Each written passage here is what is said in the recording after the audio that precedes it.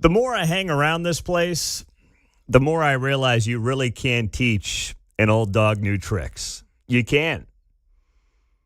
Whether it's Joe Biden, Donald Trump, your grandma, your grandpa, your parents, Andy Reid, it just doesn't matter. It just doesn't matter. People are going to be who they're going to be, and all you can do is accept that or not. But you're not going to change them. And when I heard Andy Reid yesterday comment on Rashee Rice, who, of course, is going to jail, violation of his probation, stemming back from his, just horrible situation in Dallas a couple of years ago when he's flying down the freeway on Easter Eve and he's getting into car accidents and he's fleeing the scene with his boys. And now he's spending 30 days in jail. And I hear the Chiefs head coach yesterday comment on Rashee Rice. I just want to bang my head against the wall. That's what I want to do.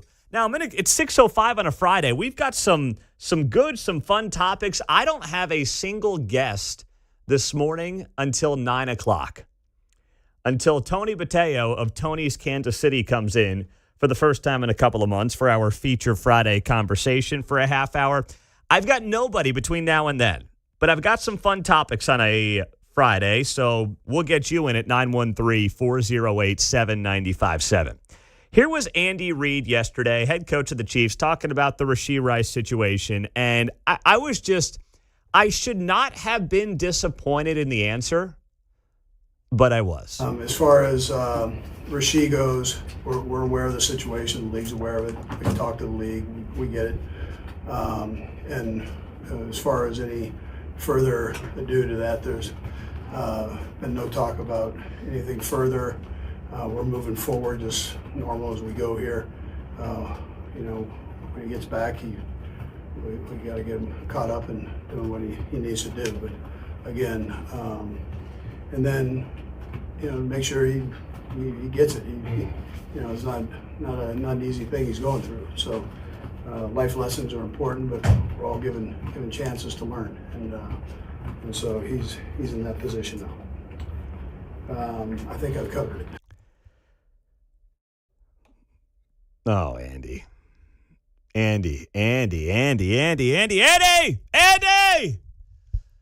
Oh my goodness gracious, dude! I'm getting pissed now.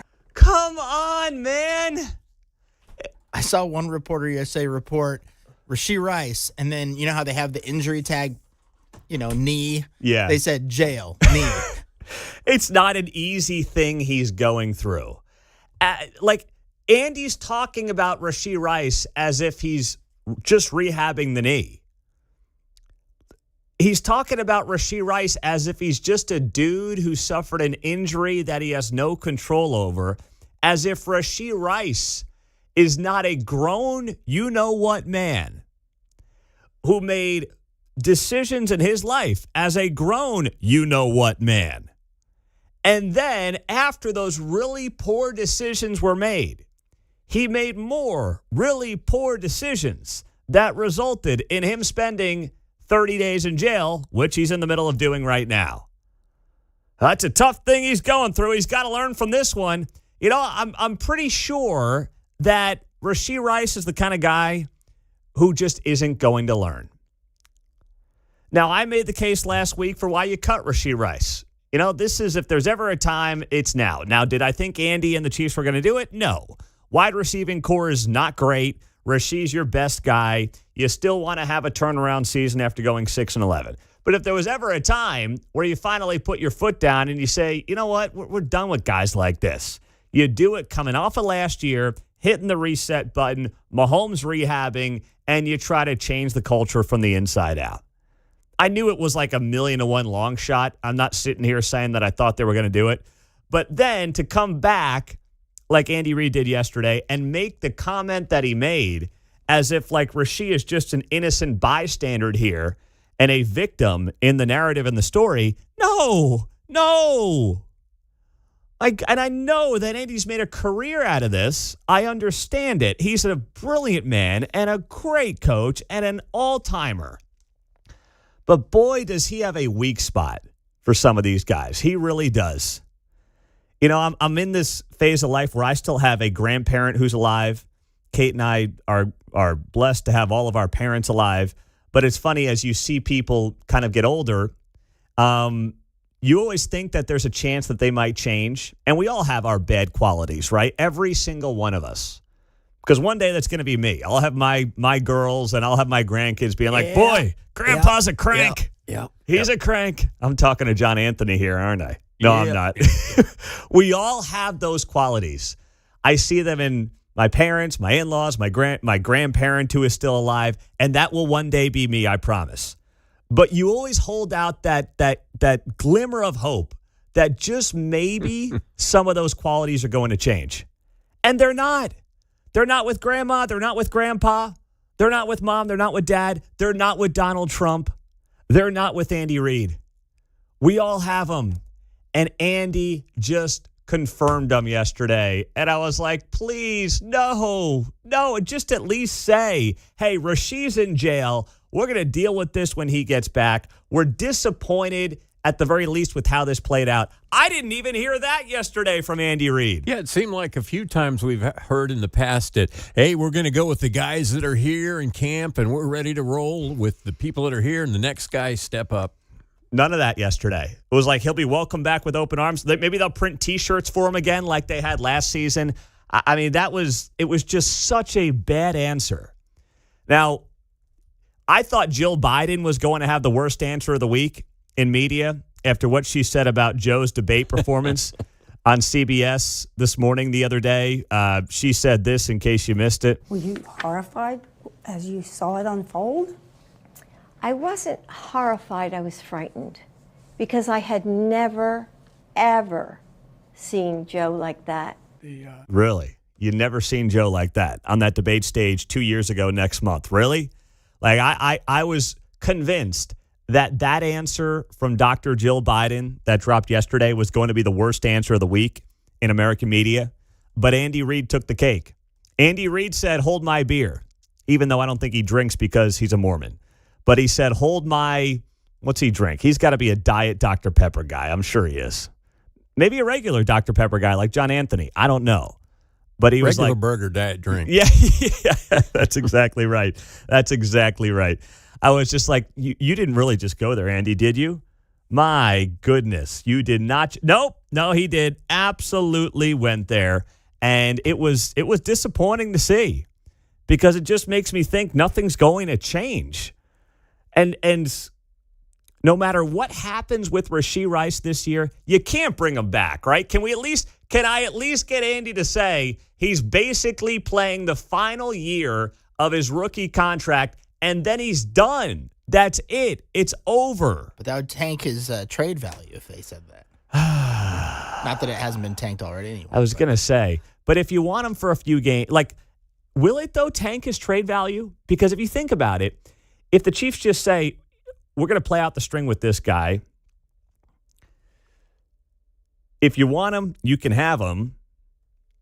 If there's a team that feels like they can utilize Rashee Rice this year, would that be tanking the trade value, or would it just be them admitting he hasn't worked here? It's not going to happen here. Maybe you can rehab the guy. Let's give up, what would you get for him? A 4th-round pick maybe, or is that too much to ask for Rashee Rice? Yeah, probably a 6th-rounder at this point. Oh, man, that's all a 6th-rounder? Oh, my gosh. When they know that they're giving up on him. Yeah. Oh, man. Oh, that is so disappointing. It really is. When you have his one call being to the athletic trainer, like he's in jail, he can only call one person a day, right? Yeah. And his one call is to the athletic trainer because he had knee surgery. Yeah. It's like, what is this guy doing? What is he doing? It's so bad. It's just so disappointing, too. It really is. Really disappointing. 913-408-7957. I've got a lot of, trust me, much more lighthearted stories I want to get to, but I had to bring up Rashee and Andy to start this show because that was just, I was pulling my hair out yesterday when I saw it. I had to make sure it wasn't AI. Oh, my goodness. Coming up on KCMO Talk Radio, here in Kansas City, how is Jackson County and the prosecutor's office preparing to potentially have to arrest a bunch of foreigners who are coming here for the World Cup? What could possibly go wrong? We'll share that with you next, right here on KCMO.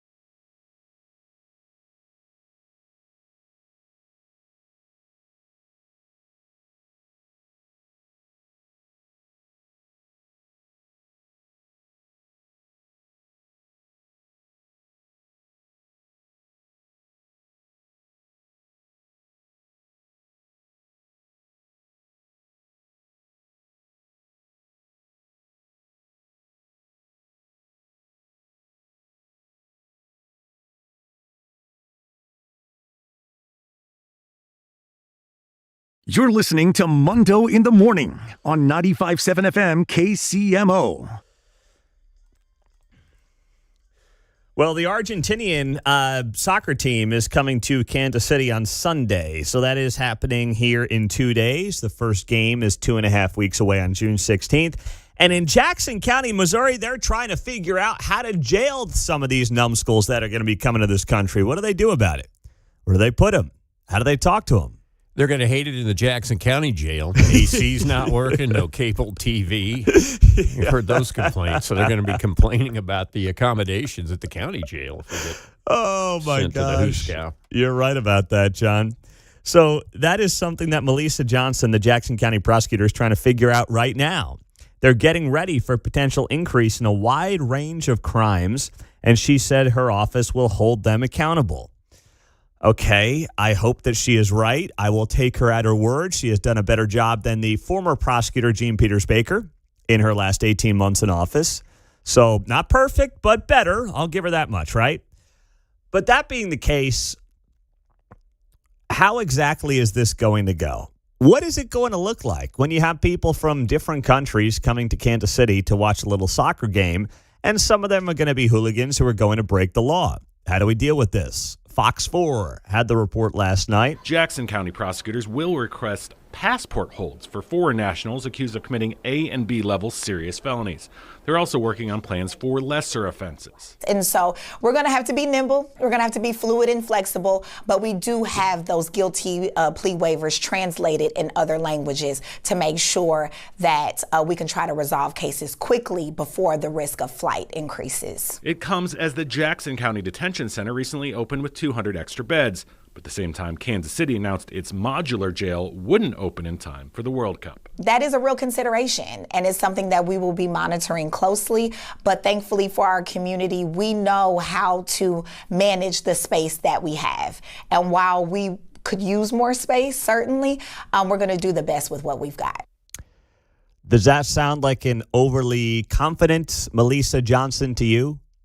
It doesn't to me at all. I hear a somewhat concerned Melissa Johnson. They have a hard enough time getting the criminals in Kansas City and across Jackson County and tracking them down and prosecuting them. And they talk about having not enough resources to get those bad guys. Now we're talking about foreigners who may not be committing the most heinous crimes, but I'm sorry, if they're here impacting Kansas Cityans' quality of life in any negative way, I want them arrested. I have zero sympathy. I mean, think about what's been done here, right? Kansas City spent $15 million on the World Cup. That's the number that's being reported.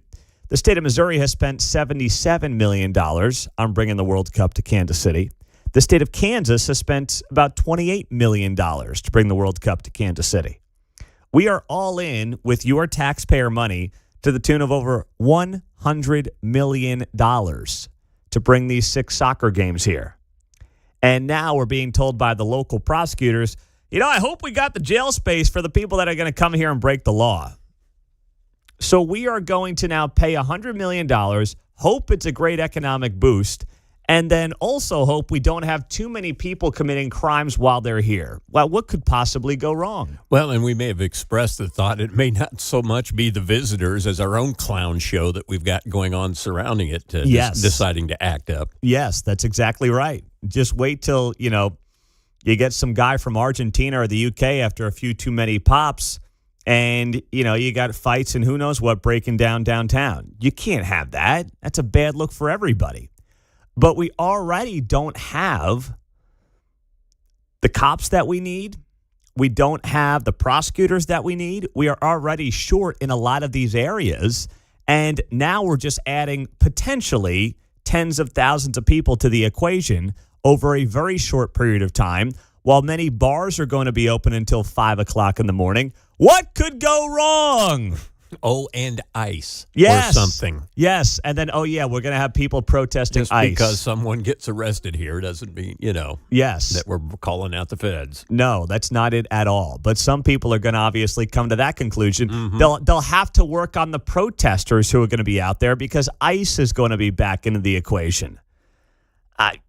I am not looking and wanting to be doom and gloom about this. I'm not. I hope that we have 6 weeks, goes off without a hitch. Do I think we'll see 650,000 people over 6 weeks come to Kansas City for the World Cup? No, I don't buy that for a second. The math was always flimsy. The math was always not mathing.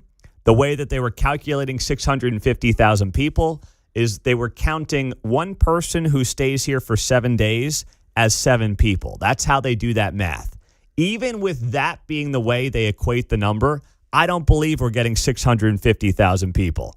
But whatever we get, I hope like heck that there is not an increase in crime, because that would be the worst thing for everybody. Preparing for all possible scenarios is a pessimist's job, though. So, Well, that's true. Right. That's In true. order to be prepared, you got to consider everything. I'll take it, man. The paycheck cleared today on Friday, so, I just got to keep, unfortunately, bringing some pessimism once in a while. Speaking of some pessimism I had last night, I saw that Spencer Pratt was on, I mentioned it yesterday, he was on Fox and Friends. He's the guy running for mayor of Los Angeles, and he is somebody who, if he gets to the top 2 coming up on Tuesday, he would go to a runoff against likely the incumbent Karen Bass. So he's on Fox and Friends yesterday. He's in New York City. Then he's on CNBC in New York City. And then I see something on my social media. I said to Kate, wait, Greg Gutfeld is going to have on Spencer Pratt tonight. And I put this up on X at like 9 o'clock when I saw the news. I was like, why is Spencer Pratt 3,000 miles away from the place that he needs to be getting votes to get to the top 2 of the LA mayor's race? Like, there's nobody in New York that can vote for him. And honestly, any Fox News fans that exist in Los Angeles already know about Spencer Pratt, right? I mean, the country's buzzing about the former reality star turned LA mayoral candidate. So I posted last night on X, I'm like, why is this guy in New York 5 days before the election? That makes no sense to me. And then I wrote that he addressed this on Gutfeld last night. And what he basically said was that because this will be a low turnout election in Los Angeles, he wants to get national attention to get people excited to go vote. And at the time, I kind of understood it. I admit, gave him the benefit of the doubt. Well, Mayor Lucas chimed in. He was up at 4 o'clock this morning, the mayor of Kansas City, responding to my post on X. I guess he was still juiced from our interview yesterday, which was a wild interview. And you can hear it on the podcast if you missed it yesterday live. The mayor writes back to me, then Spencer Pratt will get a well-deserved third place, meaning he would not get to the runoff in this LA mayor's race. His take is moronic. Low turnout local elections means his get out the vote should hit every nursing home, meet and greet, etc., with local news crews in a huge media market in tow. He's in New York prepping for Fox News punditry after he loses. Now, that was my first thought. Good take. I agree. That was my first thought. My first thought was he's in New York to prep for a Fox News contributorship after he loses on Tuesday, and that was disappointing to me. And then I came back around and I was like, well, I'll give him the benefit of the doubt. Maybe he's just trying to drum up some national interest. Mm-hmm. And then Lucas just said, no, he's prepping for Fox News. Mm-hmm. Like he's going to get cooperation from the local news stations out there. Well, Hugh can get help here. Yeah. Spencer ain't getting no help there, so that's why he's lobbing it in from afar. That's the only way he's going to get on screens out in L.A. That's a good point. But I did say to the mayor, let's make a bet if he finishes top 2. So I'm waiting for a response from Mayor Lucas. If he finishes top 2, we'll make a bet on that ahead of Tuesday. What do we bet? What should I bet Mayor Lucas, though? If he says yes, what do I bet him? I got to figure that out. Maybe you can help me. 913-408-7957. Speaking of media, Scott Bessent was a stud yesterday. We'll tell you why next.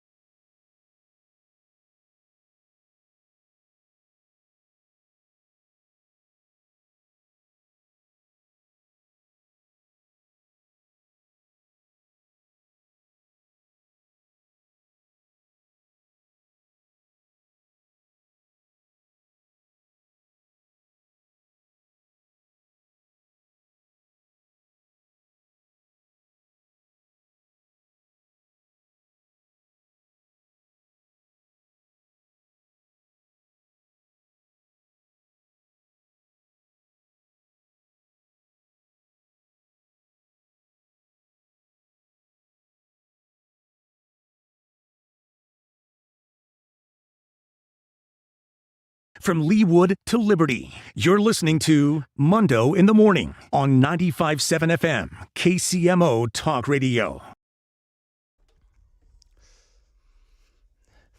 Some of you guys on the text line give me some good ideas here on this bet. I don't have a bet yet with Mayor Lucas, but I proposed a bet to him on X this morning after he jumped in my mentions about Spencer Pratt finishing in the top 2 of the L.A. mayor's race, which is coming up on Tuesday. So I asked you guys right before the news, I said, what should I bet Mayor Lucas? And here are some of the ideas that you just threw my way. 913-408-7957. Pete, you could have him co-host an entire show with you. You could keep it light and not get overtly political. I don't think we could sit here for 4 hours and not somehow get into some overtly political conversations. I can't imagine that. I don't think it's possible. Pete, if you win, Mayor Q unblocks all of your listeners on X and Facebook that he's blocked over the years. Oh, man, that's tough. That's tough. Pete, Mayor Lucas will have to attend some type of Republican gathering if you win. Yeah, but what you guys got to give me something. What if he wins? What do I have to do? That's a little dangerous. Pete, if you win, he buys dinner with you and 3 KCMO listeners. If he wins, you get dinner with him and 3 of his obnoxious supporters. That's a treacherous. I don't know if I trust Spencer Pratt that much. And more importantly, I don't know if I trust the people of LA that much to be on the hook for a dinner with Lucas and 2 or 3 of his supporters, diehard supporters. I don't know, man. I don't know. I'm putting a lot on the line. I'm putting together a few $100 dinner. One. That would be tricky. I mean, we're not going to McDonald's here, right? So I'd have to buy a decent dinner for these folks. I'm not sure I could do it, especially if he's going to put it on the city dime, Yeesh. All right. Well, you keep throwing out your ideas. Let me know at 913-408-7957. Pete, bet him a Town Topic burger. There you go. Oh, jeez. Yeah, we'd have to go before, 10 p.m., right? With the new hours? Unless you want it delivered. Yeah. Get it DoorDash. Yeah. Pete, if the mayor loses, he comes to studio for a 30-minute interview. He's done that before, though. We've had him here in studio. It happens every week. Yeah, well, yes. Yeah, true. Our interviews typically go long. They do. He's been in studio once in a while. He's come down here. He always gets mad that he's got to come to Overland Park for the KCMO interview, but, that's not my decision. That's way above my pay grade. But, all right. Well, keep throwing your ideas out there.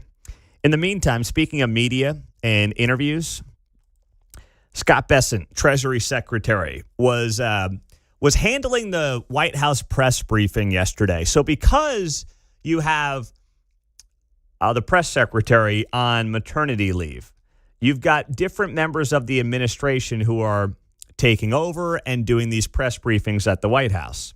So Caroline Leavitt had her baby recently, so you've got different people. You had Marco Rubio in there, J.D. Vance last week, and now you have the Treasury Secretary, Scott Bessent, talking about, whatever the news of the day is, right?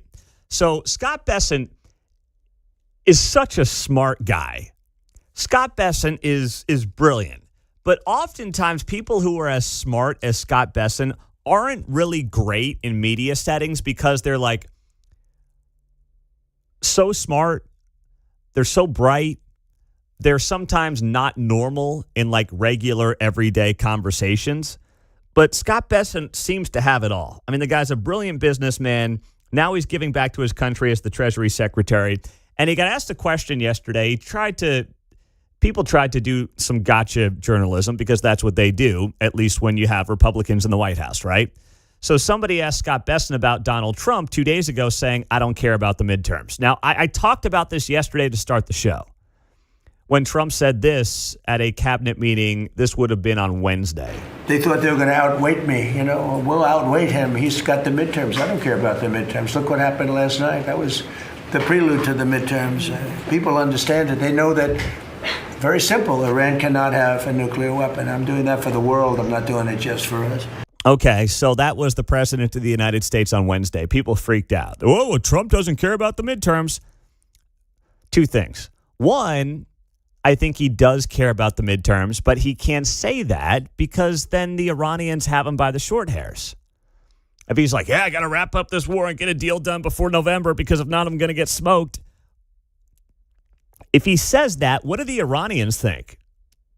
all right, we'll wait this guy out. Trump's just saying what he has to say to not lose any leverage in negotiations.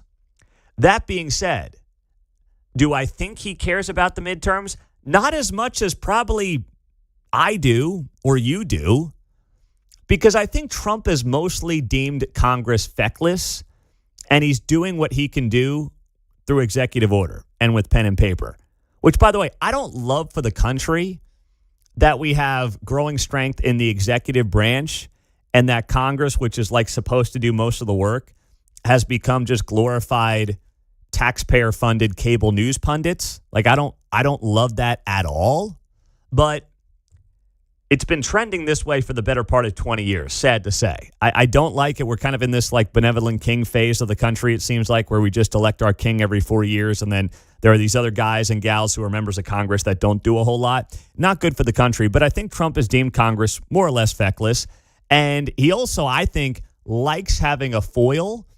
And if Democrats win back the House, he's got his foil there. That's just what he's got. So I don't think he's as concerned about the midterms as maybe a traditional president in this situation would be going into a big election year. That being said, Scott Bessent was asked about those comments yesterday. Here's what the Treasury Secretary had to say. What did you think about President Trump's comments in the cabinet meeting yesterday saying he didn't care about the midterms? So you're calling President Trump a statesman? You're saying that he is taking a statesman-like position, that he has a core belief, and he believes that the most important thing is for Iran never to have a nuclear weapon. So I believe both things can be true, that we can do well in the midterms, that we perhaps have the makings of a deal here, and I believe that, and look, the economy, that it is challenging now, but unemployment is still low. Tax refunds were high, and consumer spending is still quite high. So in my private business over the years, I always looked at what were consumers doing, not what they were saying. And I'm in constant contact with the banks, and every income quintile is still doing well. All right, that was Scott Bessent. Now, do I think he downplayed the state of the economy a bit? Yeah, I think that, there's still massive pain in the economy. There's no doubt about it. I mean, you can find, yes, unemployment is low. That's absolutely true. That's probably the thing that is holding the market and holding the economy together. But we also know that when it comes to credit card debt and some of these other things, Americans are falling behind. There was a story that came out yesterday on the Wall Street Journal headlined, Americans are falling behind on their $1.5 trillion credit card bill. Soaring interest rates and stubborn inflation have led to the highest delinquencies since the financial crisis. So that was headlined yesterday in the Wall Street Journal. So I don't want these guys to whistle past the graveyard. But to the point of Scott Bessent, he's saying, listen, the president, he flipped it right on the reporter there. He goes, so you're saying the president is a statesman. He's doing what's in the best interests and what's in the safety interests of not just the United States, but other allies around the world. And he's willing to take some risk in the midterm elections to do that. You're calling him a statesman, is what Scott Bessent said. And I was like, oh, that's an interesting way to twist it. Like, not sure I agree with it. I've made it very clear that I even think if the president knew today if he knew today, or if he knew 3 months ago what he knew today, do I think we would have gotten into this quagmire with Iran right now? I don't. Do I think we'll get some deal here in the not too distant future? I don't know. I hope. I'll see what the details are. I know that it's going to be billed as the greatest deal of all time, but I'll have to see it to believe it. Okay, we've spent $30 billion. We've lost service members. We've seen gas prices spike. And I'm not convinced that the Iranians are just going to say, fine, we'll sign a deal with this guy for a couple of years. And then if a Democrat comes into office, we'll go back to our old shenanigans. Like, okay, fine, we'll just do this, get it over with, open up the strait and move on with our day. And, play the long game because they can. They can. Their political system is obviously not ours, right? It's just a reality of the situation. So I'm taking it all with a grain of salt. But I love the way that Scott Bessent just flipped that story right back on the reporter and was like, hold on a second here. No matter what Trump does, you guys are going to bill it as the worst thing. And while Scott Besson can't say it, I can say it, that the president has made some missteps here in terms of how this war has played out and what's gone on the last 3 months. But it's Besson's job in that situation to obviously defend the administration. He has to. He works for him. I can't blame him for that.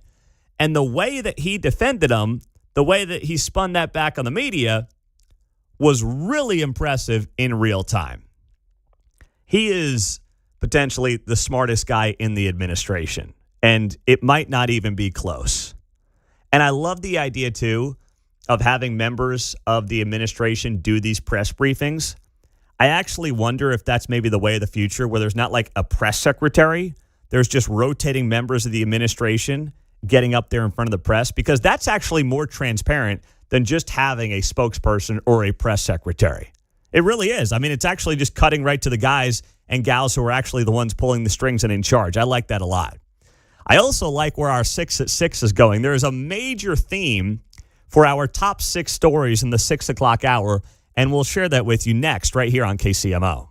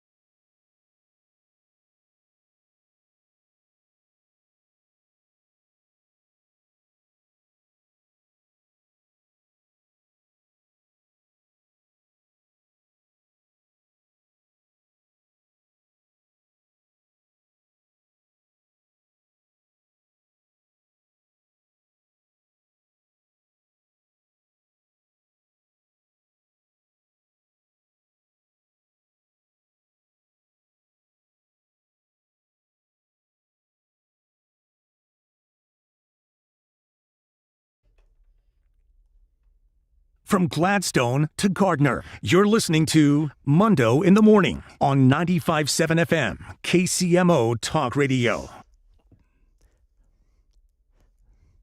Friday morning, we've got a wide open show until our friend Tony Botello of Tony's Kansas City joins me in studio as our feature Friday guest. Been a couple of months since we've had Tony in, but I wasn't in a guest mood this morning. I just wasn't. So I said we're going to have conversations with you and this audience. We've got fun topics throughout the morning, but as we do each and every morning at this time, let's roll it.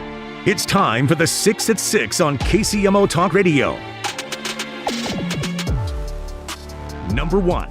Well, top of the list, I will put Big Slick Weekend kicking off tonight. And there is no baseball game tonight, or that softball game they've typically had on the Friday night out at the K.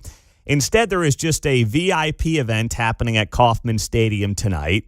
It's an intimate cocktail party with the Big Slick celebrities. It is out at the K. It's dinner, open bar, and it's limited to 300 ticketed guests. And those tickets are $3,500. So that's a pretty penny out there tonight. Now, the big show, of course, is tomorrow, where the Big Slick Show will take place at T-Mobile Center. And there are still tickets available. I was just looking on just the main website, the AXS website, and they're still available. I don't want to say there's a lot of them, but you can get tickets pretty easily tomorrow night to Big Slick. Now, it's not cheap, going to be at least $125, $130 before fees to get in, but there are tickets still available to Big Slick coming up tomorrow night. So it's Big Slick Weekend across Kansas City. You can still get your tickets if you want. The show starts tomorrow night at 8 p.m. Number 2. All right, next up in hour 6 at 6, we'll go to Leawood, where Locked In broke ground yesterday on its new global headquarters, leaving Missouri after decades, going to the Kansas side of the state line. And you had Governor Laura Kelly, you had Johnson County Chairman Mike Kelly, all there with their hard hats. Is there anything worse than politicians with hard hats and shovels? Politicians with big scissors. Yeah. I mean, I will say this. Some of you will say this is my political bias showing, but at least Trump was at one point like a builder, so he kind of is able to pull off the hard hat look a little bit better than your average run-of-the-mill politician who looks like he or she has never picked up a shovel in their life. Sitting cockeyed on their head or something. Yeah. High up on the head. Yeah, exactly. They just look like total goobers. I mean, I don't know who started this trend, and it's been going on, obviously, for a very long time. But the idea that we need a politician with a hard hat and a shovel, as if they did anything outside of give away taxpayer money to make it happen, is just, it's so insulting to common sense, isn't it? You had Laura Kelly Laura Kelly, Mike Kelly, no relation, all these people out there yesterday helping Locked In break ground on their $300 million headquarters coming to Leawood. Number 3. All right. What is next? Where do we want to go next here? All right. We'll do Iran.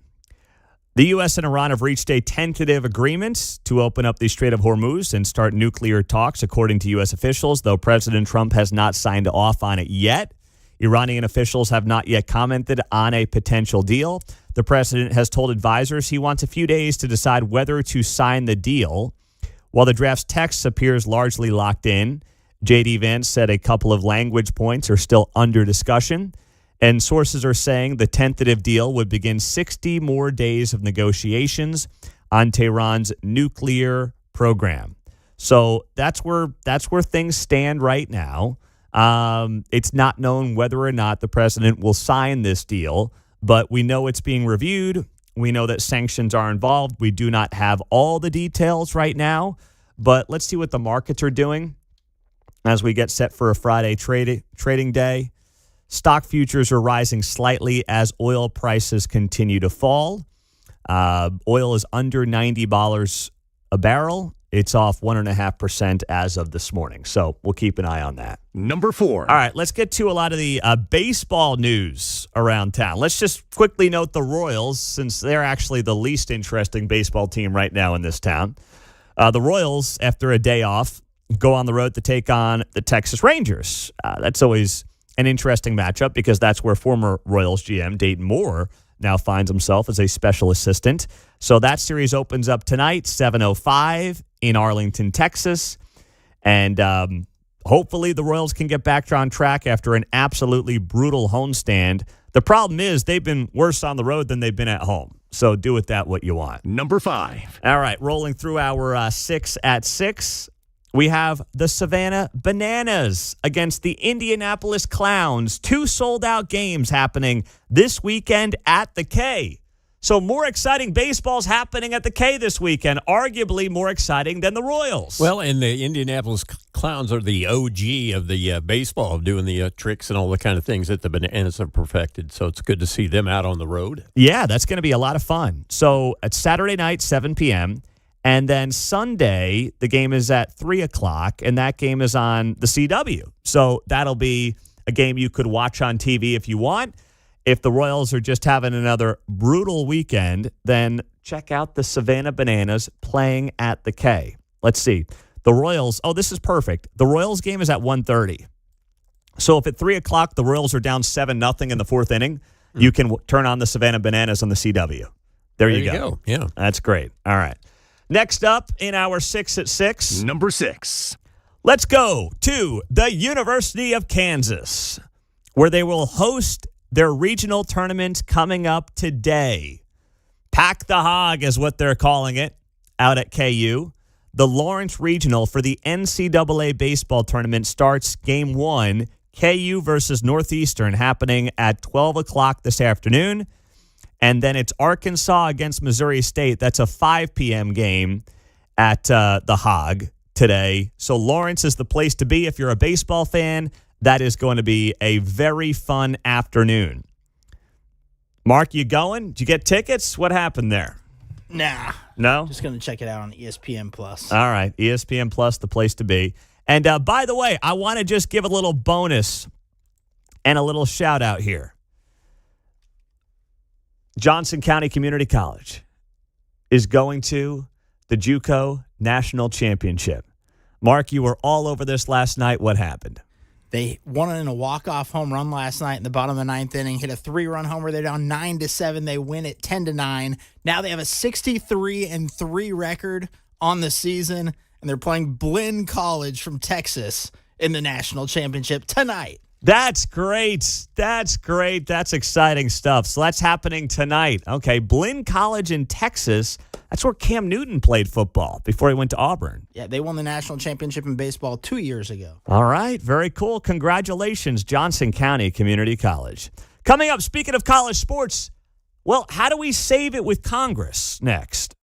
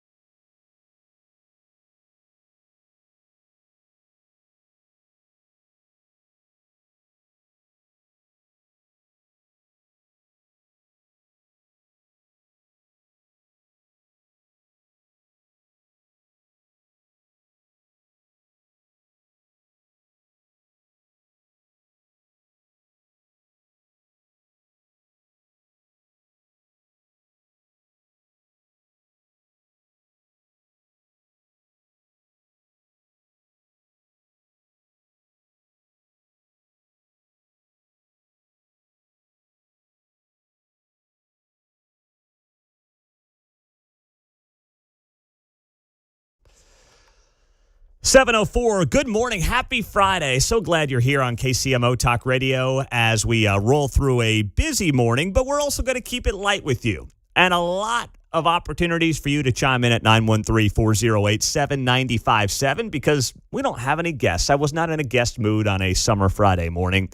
And where I want to go next is to the story on how college sports gets saved and how Congress, unfortunately, needs to be involved. Yesterday, we talked to Missouri U.S. Senator Eric Schmitt. He has introduced a bipartisan bill with Ted Cruz down in Texas and Chris Coons of Delaware and one of the U.S. senators who's a Democrat from Washington State to try to solve the issue of college athletics, which we all know has gotten out of control. It doesn't mean we don't want the players getting paid. It doesn't mean the players can't be transferring with more ease. But we have swung the pendulum from one side all the way to the other side, and it's completely out of control. And it's going to destroy college athletics as we know it. If you're someone who has a kid or a grandkid who's a swimmer, who's a tennis player, who's a golfer, and they're really good, and maybe their dream is just to play at the college level and potentially get a bit of a scholarship, those will fall by the wayside because every last dollar available is going to college football or college basketball. That's where this is all trending. And it's not good for higher education. It's not good for the sports at all. Congress needs to get involved because the NCAA has been so feckless and has absolutely no teeth to anything that it does. So this bill, Eric Schmitt told us yesterday that this bill needs to get through the Senate in the month of June to have a chance of then going over to the House, passing in the House, and potentially getting done. And I'd like to think if there's something that can bring us all together, Republicans, Democrats, it's college sports. Because it's completely out of control. You've got payrolls now for some of these college football teams that are reported to be north of $50 million. Not 15, 5-0, 50. It's an unsustainable situation. It's an untenable model. And you don't have to just take my word for it. Listen to the national championship winning coach, Curt Cignetti from the University of Indiana, and what he said this week about the situation in college football in particular. So if you're a KU, K-State, Mizzou fan, this should matter to you right now. The market is pretty expensive. Scary. So I guess relative to your question, I think players should get paid. But something was going to have to be done in the next 12 to 24 months or universities aren't going to be able to handle this. College football won't exist the way we're going right now. College football won't exist the way we're going right now. So it's not a sports story. It's a political story now because Congress will have to save the day. And one of the nuances of this is whether or not we get to a place where all of college football realizes we're better off together than we are apart. We're better off with the SEC and the Big 12. Of course, Mizzou's in the SEC, KU and K-State in the Big 12. We are better off together as a broad college football alliance than we are having these conferences that kind of compete against each other. And that's exactly what Eric Schmitt was talking about on this show yesterday when he talked about how Congress is the only body in the country that can create an environment that would allow all of college football to pool its resources together and build a system where suddenly they can then sell themselves to the rest of, the TV networks, ESPN, Fox, Netflix, whoever it might be. This was Missouri U.S. Senator Eric Schmitt right here on KCMO. We want to, negotiate now collectively. And the reason why that's important, Pete, is the NBA has half the audience of college football, but twice the revenue, about $8 billion all in. College football generates about $4 billion all in. So it's kind of like the NFC East negotiating their deal, the AFC West negotiating their deal. The NFL figured out a long time ago you maximize that revenue by negotiating together. And so if they were able to do that, just pick a number. I mean, conservatively, $8 to $10 billion. That additional money helps protect those women's sports, Olympic sports, and kind of maintains the integrity of college athletics that we've all kind of known and loved. It's uniquely American. So it's two pieces. It's the governance piece and the revenue side, and this provides an opportunity, again, to save college sports. Now, yesterday, the SEC wrapped up its spring meetings, and they basically put out a statement telling Missouri U.S. Senator Eric Schmidt to pound sand. Even though, remember, Eric Schmidt's a Missouri guy. He typically would have a soft spot for Mizzou, who's in the SEC. But he told the SEC, or the SEC told Eric Schmidt, and basically the other members of Congress and the U.S. Senate to go get lost. They put out a statement yesterday saying the SEC recognizes and appreciates the many ongoing discussions regarding potential system-wide improvements to ensure the future success of college athletics. The SEC has been intentional through years of thoughtful planning and decision-making in strategically positioning itself for future media negotiations. The conference must retain the ability to act in the best interest of its membership. As such, the SEC does not support assigning the media rights to a third party and remains firmly committed to independently conducting its own media negotiations. The SEC has no interest in what Eric Schmidt is selling. Now, what's interesting is that the SEC TV deal is about $1.1 billion. That's what they made in revenues this past year. They were second to the Big Ten at $1.4 billion, and they were ahead of the Big 12, who came in at about $700 million. But the SEC made it very clear. They are not interested in coming together with any other entity in college football and pooling their TV rights and negotiating as a larger sport within college football. They don't want to do it. They don't see any value in it. I think it's short-sighted. I think it's a mistake by the SEC. And I think that they will ultimately regret that decision. And they may come back to the table, but for now, they've got hard heads about it. Ted Cruz yesterday talked about this down in Texas. He's one of the co-sponsors of the bill with Eric Schmidt.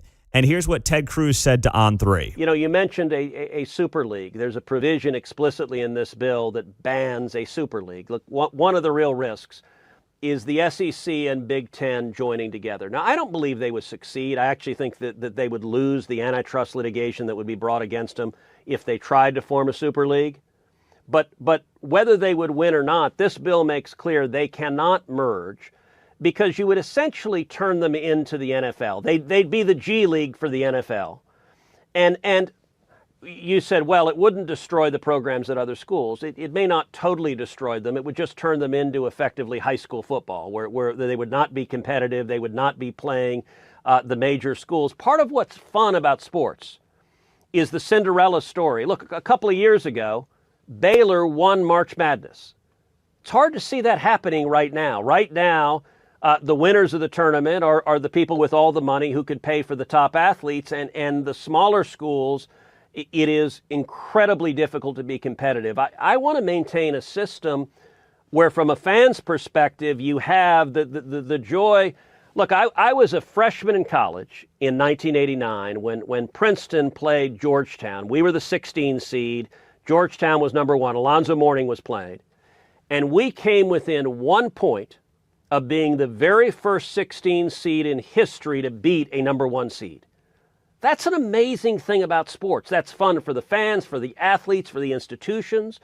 And if you suddenly have the Baylors and TCUs being relegated to non-competitive national level sports, that does enormous damage, not just to the athletic programs, but to the institutions themselves in terms of their alumni donations, in terms of their recruiting. I mean, you do real harm to universities across the country by letting that happen. That was Texas U.S. Senator Ted Cruz. Now, I agree with him on what makes college sports great. That being said, I always get a little nervous when Congress is like, don't worry, we'll fix something, okay? Because they're actually not very good at fixing anything, as we already know. That's not really their forte. Oftentimes, they can make things worse.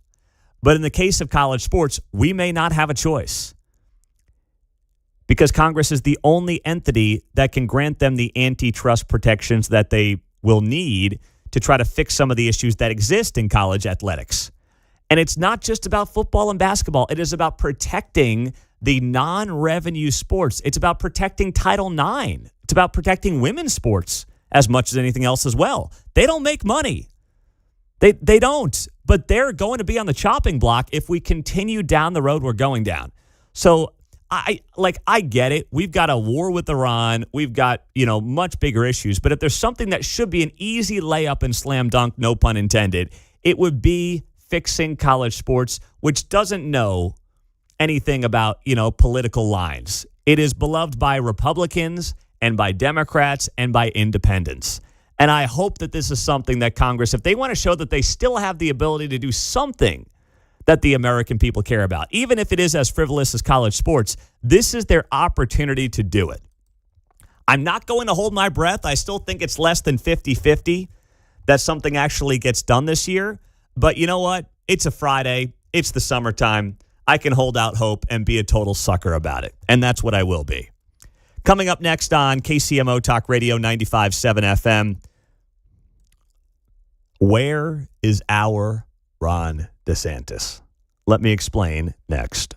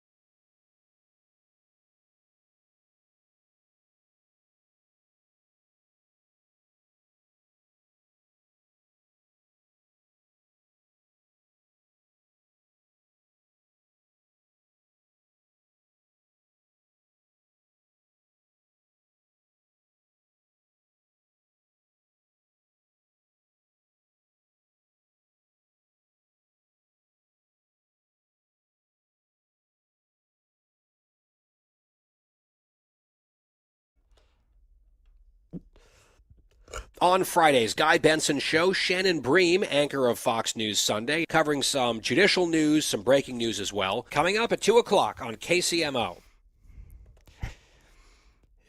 I get what my friend Bill O'Reilly is saying there. We all have to maybe suffer some pain, come together, get the uranium away from the mullahs to make sure they don't have a nuclear weapon. It's just not that black and white. I'm sorry, it's not. First off, most of us remember the days of, we must never let Iraq have a weapon of mass destruction. We must go in there and, get rid of the WMDs from Iraq. Oh, wait, there aren't any? Whoops. And considering that the American people have dealt with a tremendous amount of inflation, economic pain the last few years, a story this morning in the Wall Street Journal, headlined here, Americans are falling behind on their $1.5 trillion credit card bills. Soaring interest rates and stubborn inflation have led to the highest delinquencies since the financial crisis. I'm sorry, it's not that simple on Main Street. It's not. Okay, especially when it was, we're going to go in there, we're going to send them back to the Stone Ages, we'll be in, we'll be out, it's going to be fine, this thing will be over. Now we're on the verge of a deal, and all that deal does is start a 60-day negotiating window. Listen, I've obviously got the administration's back from the standpoint of having admittedly voted for them 3 straight times now, right? But I still am going to sit here and I think ask very fair questions as to how this thing is going. And asking those questions doesn't mean that I want Iran to have nuclear capabilities. All right? That's not how this goes. So I am a friend of Bill's, obviously. We agree on most things. But to sit here and say that if I question this or, wonder whether or not the right thing's going on, it means I'm against the mullahs or in favor of the mullahs having nuclear capabilities, come on, that's not fair. Iran is not giving up the uranium until Hillary waives her restocking fee for the Clinton Foundation. So until that gets done. Oh, man. So where the heck is our Ron DeSantis? That's what I want to know. All right. Ron DeSantis is just, I know he doesn't get the attention he got a couple of years back, but man, he is just kicking absolute butt down there in Florida. He really is. State's doing great. The one major issue he has is property taxes and insurance numbers down there in Florida. They are skyrocketing, but he's trying to solve that to his credit.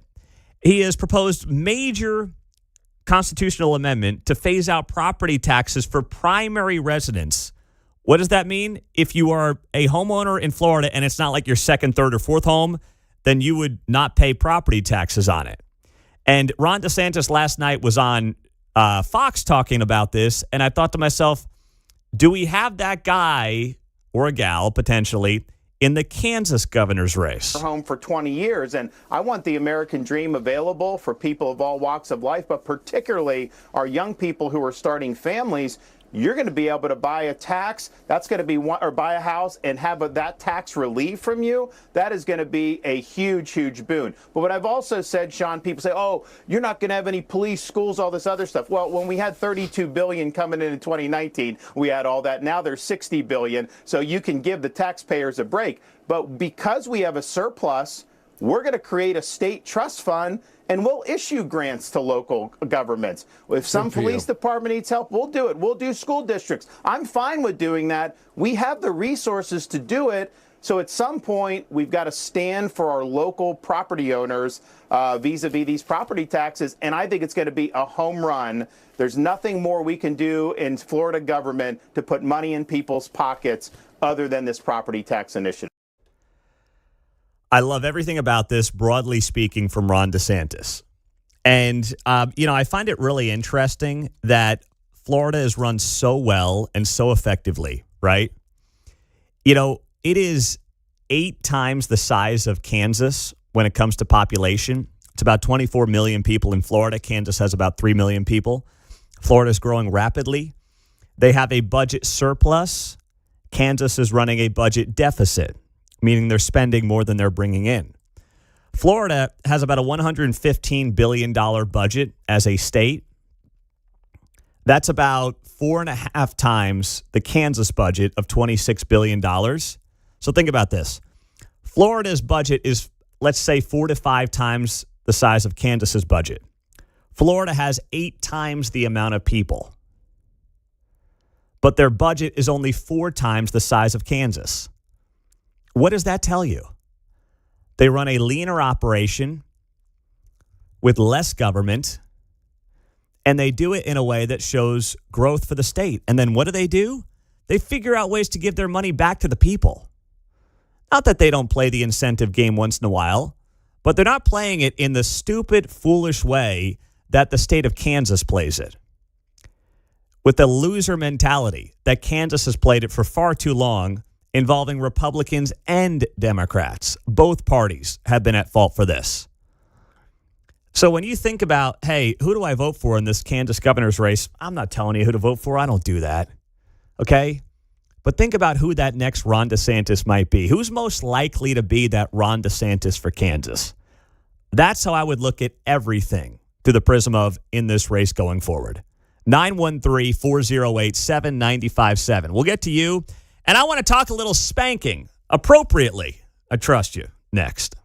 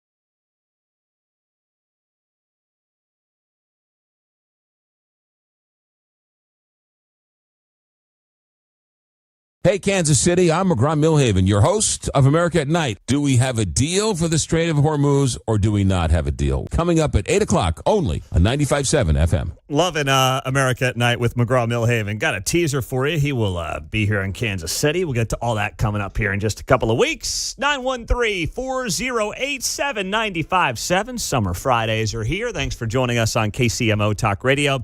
Who is our Ron DeSantis in the Kansas governor's race? I'm asking you that because last night, DeSantis, I saw him on Fox briefly, and he's trying to figure out how to cut property taxes in the state of Florida. One of the few issues that they have down there, property taxes and insurance rates.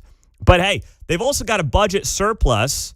They're running a surplus there. Kansas running a deficit. They've got 8 times the amount of people in Florida. Their budget's only 4x the state of Kansas when you think about it. And, you know, on top of that, their rainy day fund is like, I saw this, $4.9 billion, something like that, is their rainy day fund. Let me actually confirm that real quick. The Florida budget surplus. Yeah, they got a rainy day fund of $4.9 billion. Kansas is about $2.5 billion, and they're losing money in the rainy day fund because they're spending more than they're bringing in, John. Rainy day fund in air quotes when you have hurricanes. Yeah. It takes on a new meaning down there. That's right. Alex is on the Kansas side of the state line. What's up, Alex? Hey, Pete, I got to thinking Kansas is never going to receive someone like DeSantis until we start screening these candidates a lot harder than ever before. I mean, Ty Masterson was on the other day with you, and you asked him about advertising. He goes, I just haven't spent much money on it. And, that sounded to me like he wasn't very serious about running for us people, but it was more for his own gains. On top of that, Mayor Q says foster kids need more money. And then 5 minutes later, he says, hey, we spent over $150 million locally just on the World Cup. And until these local politics give a darn about us and we start really hammering on them, we're never going to receive anybody like DeSantis. I mean, we're letting these guys just walk all over us and do whatever the heck they want. Well, who's your person then in the governor's race right now, if you had your druthers? I don't know enough about them, really all of them right now. I mean, this Sarnecki guy's sounding really good, and, I'd love to get him on the show. I've been tagging you in everything I can that pops his name up. Persistency will get you somewhere eventually, or just being annoying. Well, I'm sorry I haven't seen him, but the filing deadline is Monday, so they've got to be filed by Monday, and he's going to come on the show next week, and because I know he's going to file. He's not dropping out of the race. Some people might drop out, might not even end up filing for governor, but I know he's going to file, so I said I'd have him on the show early next week, so you'll hear from him probably on Monday. That's great. I'm excited, and I hope he talks a little bit more, relatable to us instead of clearly he don't give a darn about us. It's more just his political gains. Right. That's what I get from Ty Masterson. I know Q isn't running, but I mean he just comes on here and flaunts his stuff. I spent this much money on the World Cup. Well, you know what? None of us care.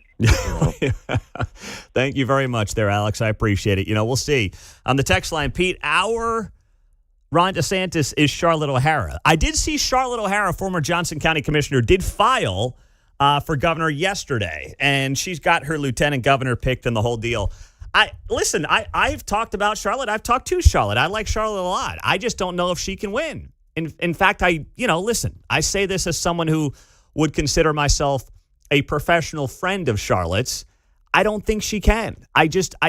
Find me the last person that was able to pull off a statewide election without any money. That person doesn't exist. That's just an unfortunate reality of politics in today's world. So that's the problem there. That's the problem that the campaign has. 913-408-7957. I meant to ask Alex if he was a spanker or not. I forgot to ask him on his way out the door. And I figured he'd jump on it. I know. Yeah. I wanted to talk to him about that. Yeah. So I'll have to talk to the rest of you about this. Yesterday, this headline here, a recent study found that a large swath of Gen Z and millennial parents still use spanking as a form of punishment. Published in the Canadian Journal of Public Health last month, the research revealed that when this demographic of parents was asked whether they ever spanked their child or children with their hand, about 20% said yes. Meanwhile, 45% of Gen Xers admit to spanking their children. Experts say the practice is not beneficial and carries serious long-term consequences. They note here, while younger generations use less physical discipline than their predecessors, 15% of the 4,000 adults surveyed believe spanking was necessary to raise a child. 2021 study found that children who are spanked at age 3 are more likely to have externalizing behaviors by age 5, including destroying their own belongings or being mean to or physically attacking others. All right. Do I open up the phones to spanking the kids here on a Friday morning? John's like, oh, gosh, I can't deal with this right now. I just want to get to 10 o'clock. Name, numbered cereal. Yeah. Oh, my God. Lots of people want to tell me everything they want to say. I'm like, save it for the air. Yeah, just if you want to call in, you don't need to give John your spiel, okay? Just give your name and your location, and we'll get you on the air. And I have no idea where this is going to go. But it was a headline yesterday in the New York Post from this study, and it says here, as of 2024, spanking is legal in all 50 states. The study notes that being spanked as a child significantly increases the odds of spanking your own child. So that makes sense, obviously. With the survey, 56% of parents reported being spanked 3 or more times themselves as children. Meanwhile, 40% reported being spanked 0 and 2 times. Now, listen, I'm not a spanker, okay? It's not my thing. Now, we have three children. Have we admittedly tried the spanking? Yes, very briefly. And don't really think it accomplished anything. In fact, we both kind of came away feeling like it just backfired.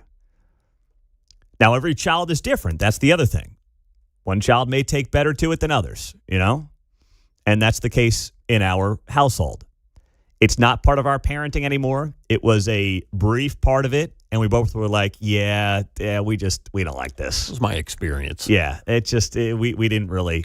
Were you punished in that manner? No. Oh, okay. No, I was not. I was. Neighborhood kids were. And I think the worst part was the mental dread, because it would be when your father gets home. Yeah. And we would all gather together going, oh, my God, geez. No, it's not like that. I mean, when we briefly did it, and it wasn't like, it wasn't real intense at all. It was like a little, hey, knock it off. It was not one of those, it's dad's on dad. No, it was not like that. Yeah, we had the mental anguish. Waiting for dad? Yeah. Because your mother would dangle that over your head. Then there was that. Then there was the actual event. Mm-hmm. But I found it less useful, like to your point, like you said. So I just didn't pass it on after a while. We just kind of felt like, this is not really having the impact that we wanted to. We don't really feel good about it. So it was very briefly lived. I'm not judging anybody who does it, because I know every child is different and they all can take the certain things, right? So that's kind of where we're at right now. And boys may be different than girls too. Yes. I mean, I was one of 3 boys and never got the spanking. Once in a while. Once in a blue moon. I think boys need the occasional reboot. Well, but not in the spanking of 4 or 5 or whatever, a couple of whacks on. I used to get thumped on the ear. So that's why I like these headphones. Yeah, we would get once in a blue moon. I think I may have gotten it twice in my entire childhood.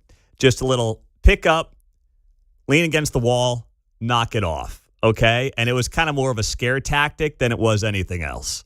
It was just I'm going to pick you up. I'm not going to, no one got hurt. Everyone's fine. I'm not a victim here. Pick you up, put you against the wall, kind of shake it out of you, and let's get back to where we were. That was the worst of it in our house. 913-408-7957. I will open up the phones to you. I have no idea where you're going. And we'll let it rock and roll on a Friday. Spank or no spank next.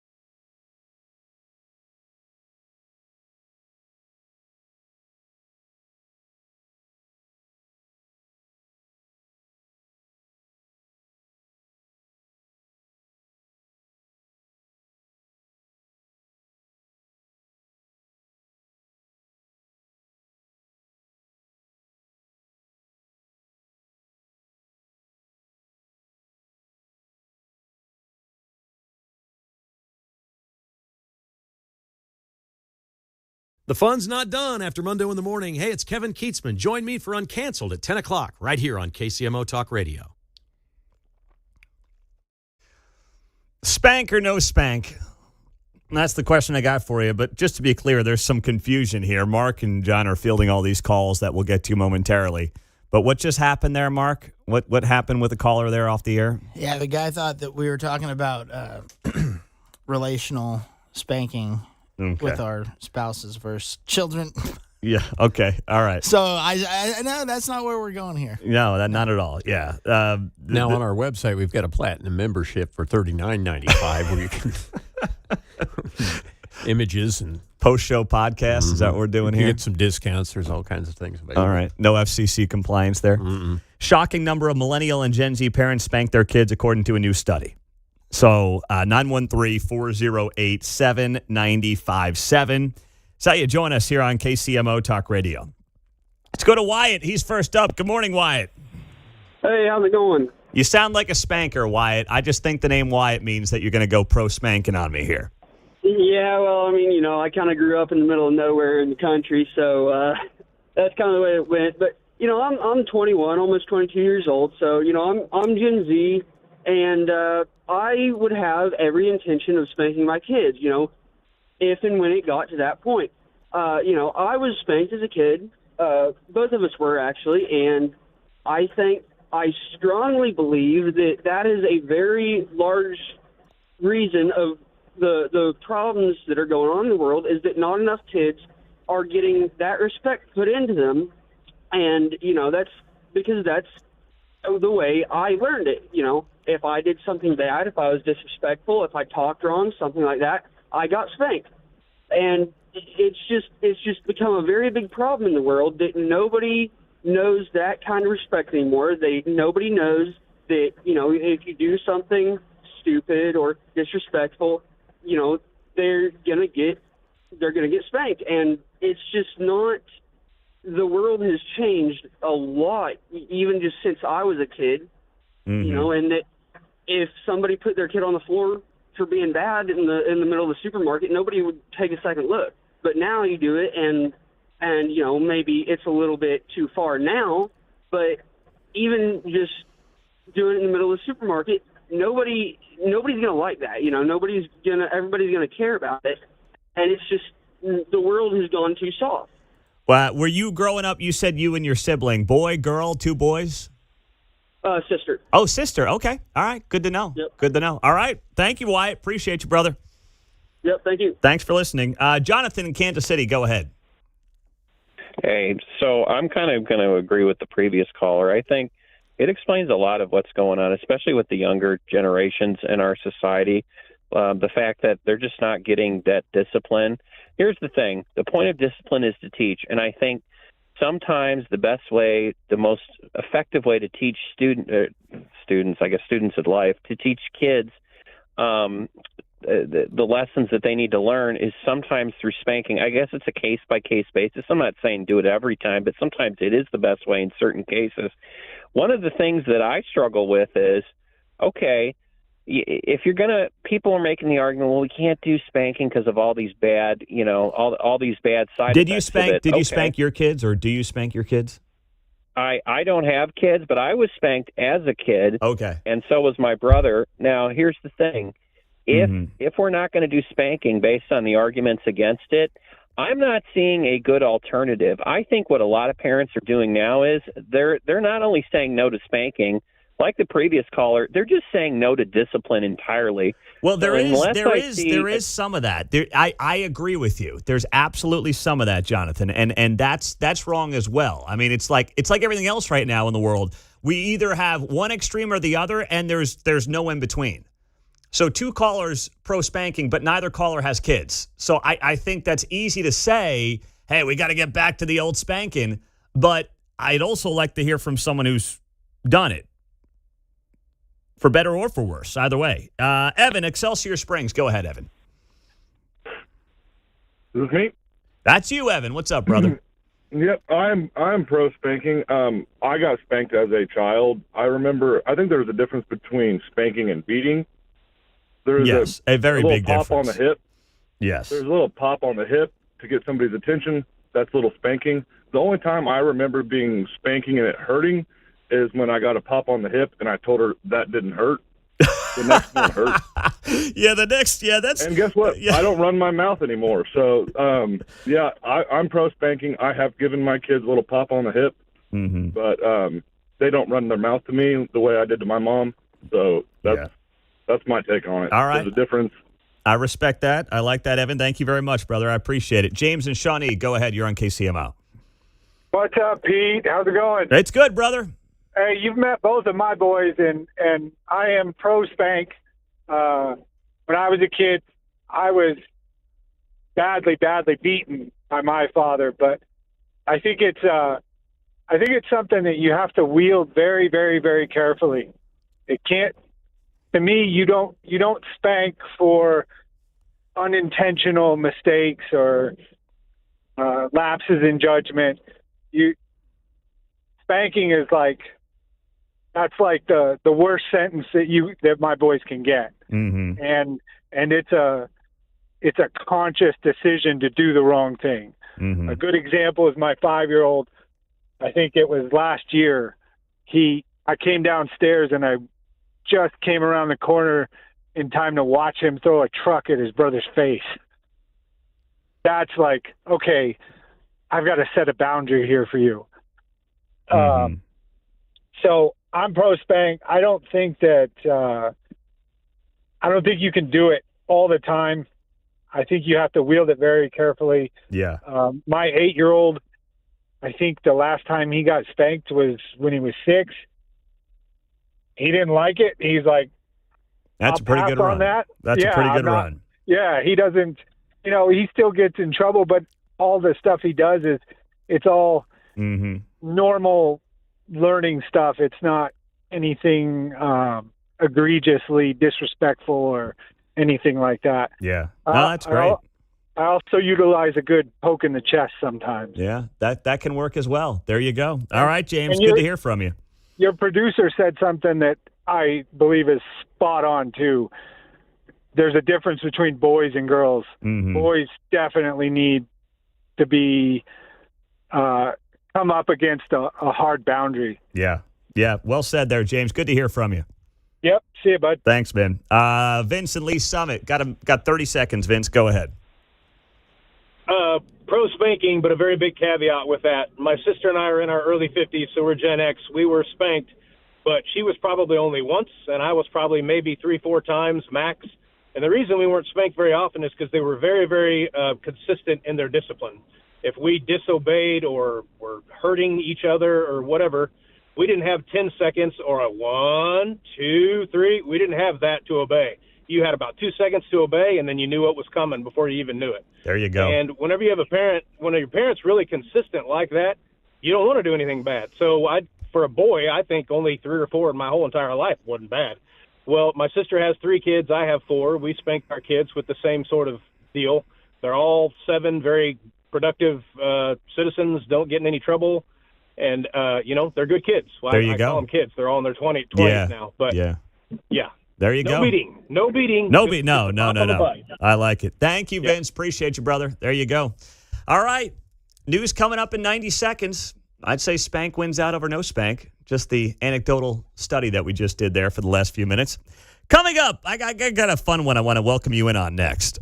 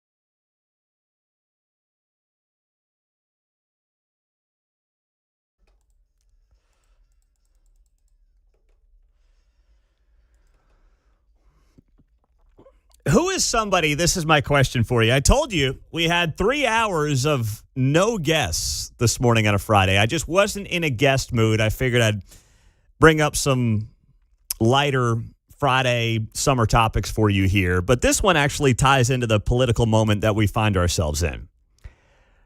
President Trump, of course, had Jackson Dart, the quarterback of the New York Giants, introduce him last week, and that became its own whole firestorm. Like, there was more outrage over Jackson Dart, quarterback for the New York Giants, introducing President Trump at an event in Rockland County, New York last week than there was over, like, Rashee Rice and what happened to him 2 years ago on Easter Saturday. It's crazy. A guy introduces the president, and it's like, oh, my gosh, we must have team meetings and voice our opinions, and it's like, guys, you're in a locker room. Everyone's got a different opinion. Get over yourselves, okay? You don't need to talk through it. Just be teammates. Relax. I work in a company here. We've got 6 radio stations. There are different political opinions all over my building. We all respect each other's political opinions. They don't really come up. We all have goals we got to work on together. We get over it. My gosh, the drama with something like this in an NFL locker room is just too much. So the president is doing a sit-down interview with his daughter-in-law, Lara Trump, for her show this weekend on Fox, which I still think is weird, but neither here nor there. Whatever. It's happening. And the president said something insinuating that there are many people, prominent people, television, celebrity status, who publicly won't say they voted for him, but who privately will tell him they did vote for him. So my question for you is, who is somebody who you think publicly has this face of, not Trump, never Trump, don't like him at all, but actually did vote for him? Who's just acting on TV or elsewhere? 913-408-7957. Here's the audio from the President of the United States. So I wish I looked just like Jackson. This is a guy. I said, is he a male model or what? He's a handsome guy, like a beautiful guy, and conservative guy. He said, I love you, sir. And I didn't know he was doing it, but he's potentially a great quarterback. He's a young boy. He had just really started. But when he's in a game, he moves the team. And I didn't know him, but I watched him a little bit, and he really moves the team. He's got tremendous potential. If he stays healthy, he's going to be a great. So when Jackson gets harassed a little bit, he's also loved more because we have more people than they do. And a lot of the people that you think, like people in Los Angeles, wealthy people that I see them all the time, they're hitting me a little bit, and they meet me and they said, sir, I voted for you. I said, I know, I can tell. The guys voted for me. I can tell you people on television that knock me all the time voted for me. So who do we think that is? I have a couple of ideas, but I want to also hear from you at 913-408-7957. Now, do I think there's been a bit of a vibe shift from, right up to the 2024 election and thereafter? Yeah, I think there has been some. Absolutely. I think that's just natural for something like that to happen. But the first name that comes to mind for me is Joe Scarborough of Morning Joe. That's the first guy that comes to mind where he is playing a character on TV on MSNBC every morning. Remember, he's a former Republican member of Congress. That's who Joe Scarborough is. He was a Republican, and he was chummy with Trump, and they were buddy-buddy back in 2015, 2016. And then Trump wins. The whole point, if we go back in history, here's what 2016 was all about. The media used Trump for ratings. And they thought to themselves, wait, this guy can give us ratings, and then he's also going to lose to Hillary Clinton. It's the best of both worlds for us here. They thought they had it made. They would get the desired outcome that they wanted. They would get monster ratings because Trump was and still is in large part a monster ratings machine. And everybody would go home happy. They would get their third term of Obama. Everything would be great. Trump would give them big numbers on cable news. And then we'd continue on with the status quo. The problem is he won. And there was some self-hatred going on there in the process, being like, did we give him the platform that got him to this place where he's now in the White House? Oh, my goodness. And you've seen 10 years of that buyer's remorse from many on TV. But they're acting. Remember, there is an acting element to everything that you see on TV. And some of what you hear on radio, too, for that part. Yeah, there is some acting that's involved. I don't think we act on this show. I mean, heck, if I was acting, I wouldn't say some of the things that I believe and that I say that might bother some people, but that's what I do. I just say it. But Joe Scarborough is the prime example of somebody who I look at and listen to and see on TV, and I'm like, I don't think he believes what he's saying. I really don't. I think he's playing a role. I think it's a very well-compensated role. Talking about a guy making millions of dollars, 7 figures to do what he does. And some people, you know what? At the right price, they can be bought. I guess we all can be bought at the right price. But I think Scarborough is certainly at the top of that list for me, John. Funny, I was trying to come up with an opinion, and I think as soon as I sense something like that, I'm out. So Yeah. I don't know. Yeah, he's just kind of a clown. I can see him playing a role. Yeah, well, on any given topic, he's on one side or the other. Just depends on what the missus thinks. Yeah, well, I agree. That's a tough spot for him. He's married to his co-host, and I think she actually genuinely doesn't like Trump. So I think he's one of these guys who probably tells his wife, and in this case his co-host, don't worry, honey, we're on the same page. He was the intended target of that commercial. Did you vote the right way, honey, dear? Yes.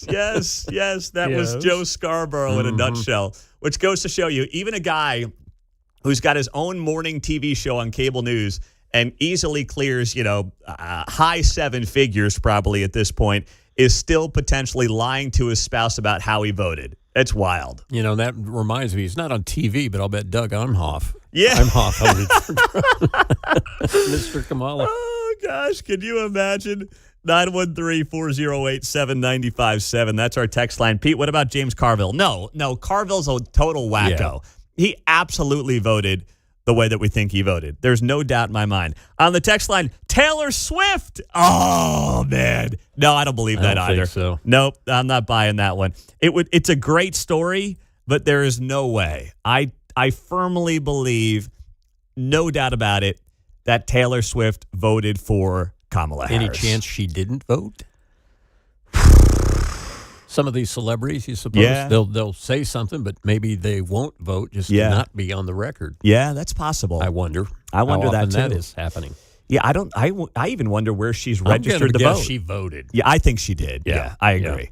But is she registered in California, Tennessee, New York? I don't know where she's registered to vote. Yeah. Yeah, that's exactly right. Like, you want to talk about a guy who you would think would lean one way, but probably didn't vote. It's her fiance, Travis Kelce. Like, I bet you Travis forgot it was voting day. I mean, and he's not the guy. Was today? Yeah, he's not the guy who's going to be like lining himself up to make sure he gets his ballot so he can vote by mail. That's not who Travis is. So voting day will come and go, be like, oh, darn it. And I do wonder with the athletes, like, how many of them actually are registered to vote in the states that they play in or live in during the season. We know that he's got, obviously, places still back in Ohio. So is he a registered voter after all these years in Kansas or Missouri or Ohio? I don't know. I have no idea how to answer that. He's in football form in November, so he's probably not voting out again. Yeah. I would think so, too. Maybe registered in hometown, not voting. Yeah. Well, not him specifically. I'm sorry, Mark. Yeah. But just athletes in general. It's like, well, I voted at home, but I can't get back there. Exactly. That's what I mean. You can do the mail-in, but it's a hassle. Yes. I believe Taylor Swift is registered in Tennessee. Oh, really? Yeah. Okay. She went after the congressional race there a few years back. Marsha Blackburn. Yeah, she went after Marsha Blackburn. 2 people just texted in, back-to-back texts saying Mayor Lucas. No, no. You really think he's on a rampage this morning? Going off on the state of Missouri. Literally. I mean, the mayor, he tweeted me at 4 o'clock this morning. Like, it was the first thing I saw on my phone when I woke up. And he's been going off on the Missouri legislature. He's had half a dozen tweets here in the last hour. He's been a busy guy this morning, just blasting away on the state of Missouri. So, no, some of you think that the mayor's voting Republican? No. Because if he was actually voting Republican, he'd have a political future around here. Well, if he's voting Republican, then it's the greatest acting job, and he needs to get to Hollywood because I haven't been interested in Denzel or any of those guys for a while. That's so true, man. No, the mayor actually, if he wanted to be politically savvy, he would be a Republican. He'd have a future. If he wanted to be an actor, he'd be a Republican, but he would secretly vote Democrat or lean to the left. There's no way he would be a Democrat and then vote Republican. That would just be nonsensical for a guy who has political aspirations. So I understand why you might text that, but I promise you that is in no way the case. We Not all a are chance. amusing ourselves with our own nominations here, I think. Exactly. And I like them. That would be far-fetched for sure. That would be wild. Not a chance that's the case. 913-408-7957. It's 8:15 on a Friday morning. Buy, sell, hold at the end of the hour. Tony Botello of Tony'sKansasCity.com is our feature Friday guest here on KCMO. Another sign that we are losing the plot when it comes to our kids. That story coming up next.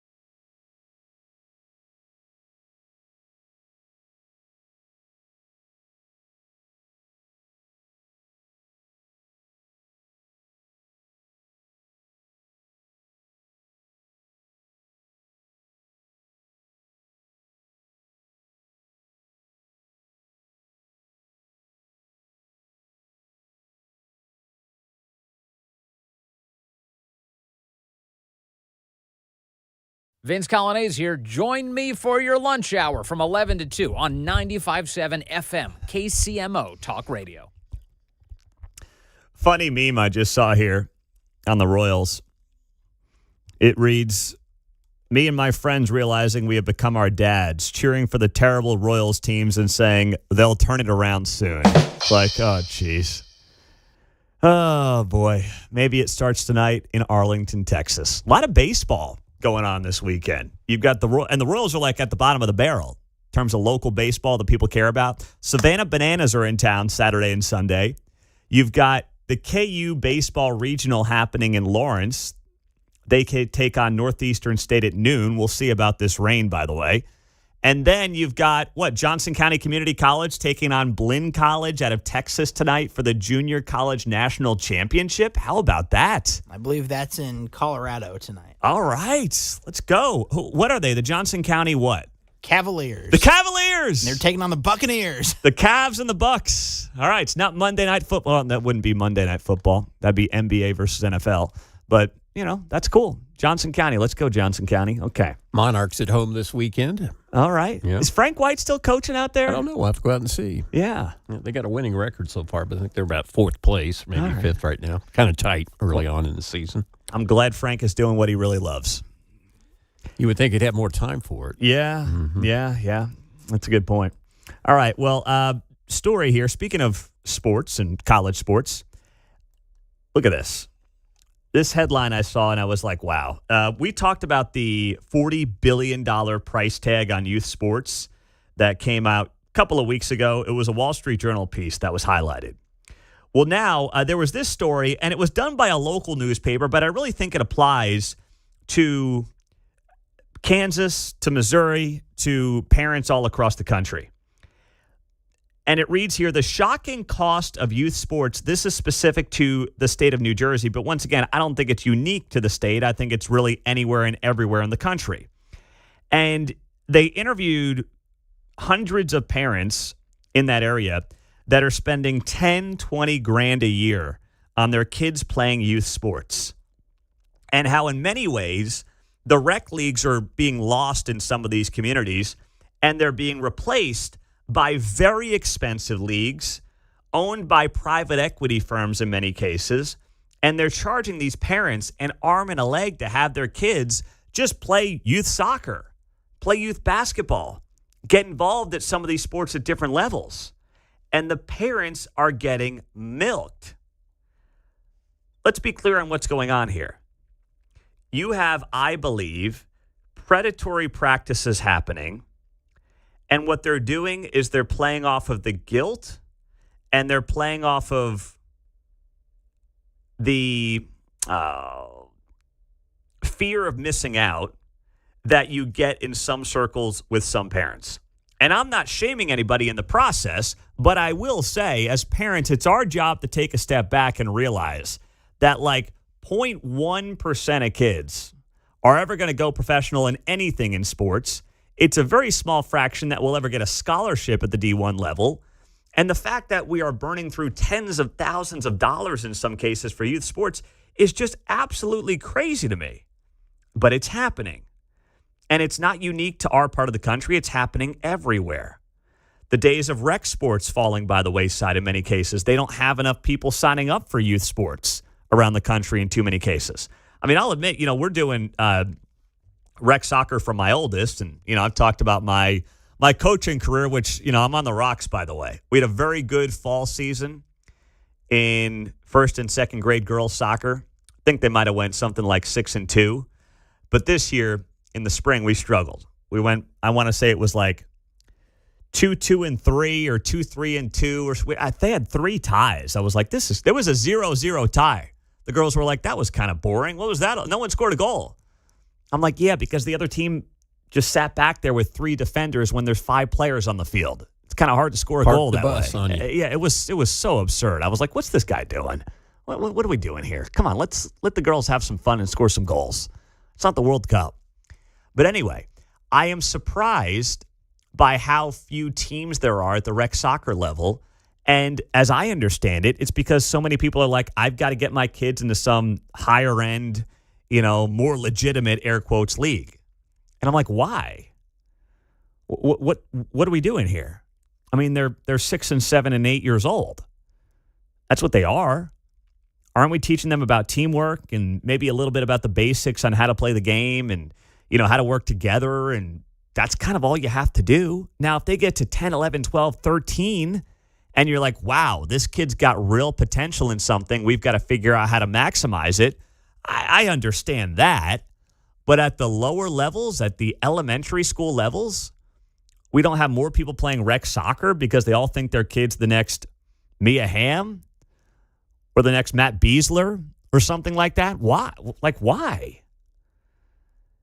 And I really think that, we're leaning in on what private equity is doing and many of these other, I think predatory operations are doing is taking advantage of parental insecurities. And I think that's a shame because it doesn't need to be this way. It should be fun for the kids. I sent that story that I was reading to a bunch of my buddies yesterday. And one of my friends texted. He said, yeah, I actually just read that. And I'm texting you back from a youth baseball field that he was at for his first grader. Maybe it's T-ball at that age. I don't know. But either way, he was like, yep, I'm just sitting here watching a little rec baseball right now. And thankfully, he's still got a strong rec league for his kids. But there's a lot of communities that just don't have that anymore. So they have no other options. And when you have no other options, you kind of end up in this, monopoly type scenario where they can charge whatever they want to get your kid onto a soccer field or a baseball diamond. And that is just crazy. Monica's in Overland Park. Monica, good morning. You're on KCMO. Good morning, Pete. You've identified a trend that my bestie and I just identified several years ago when our children were young.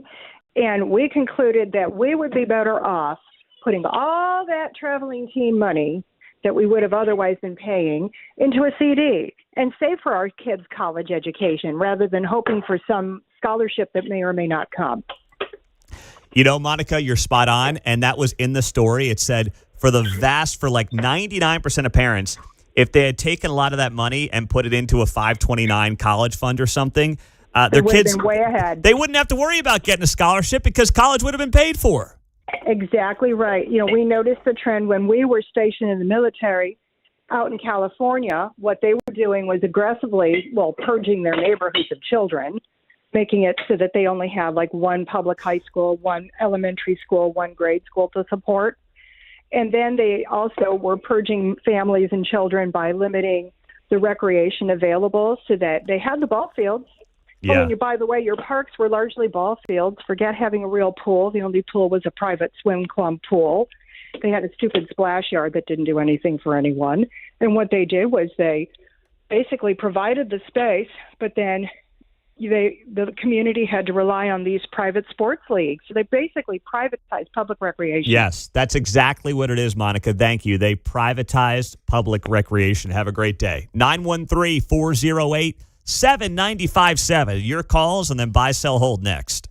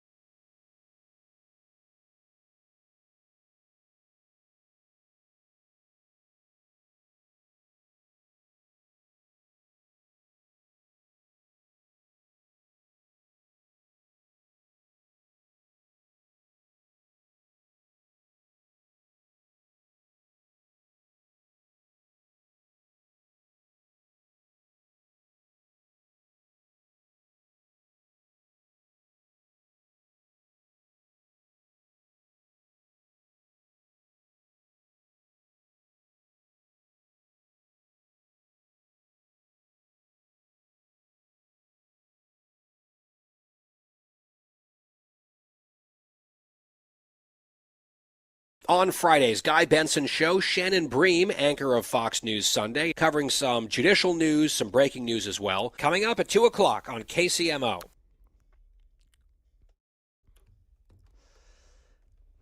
$8:35, happy Friday.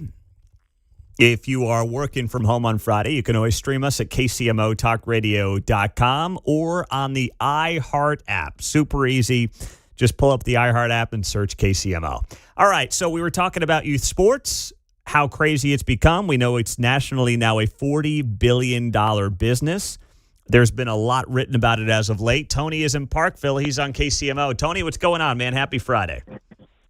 Happy Friday, Pete. Thank you for bringing to light stories like this. I'm father of 5, and I've been in youth and family work for over 30 years. As a mental health professional and as a youth leader.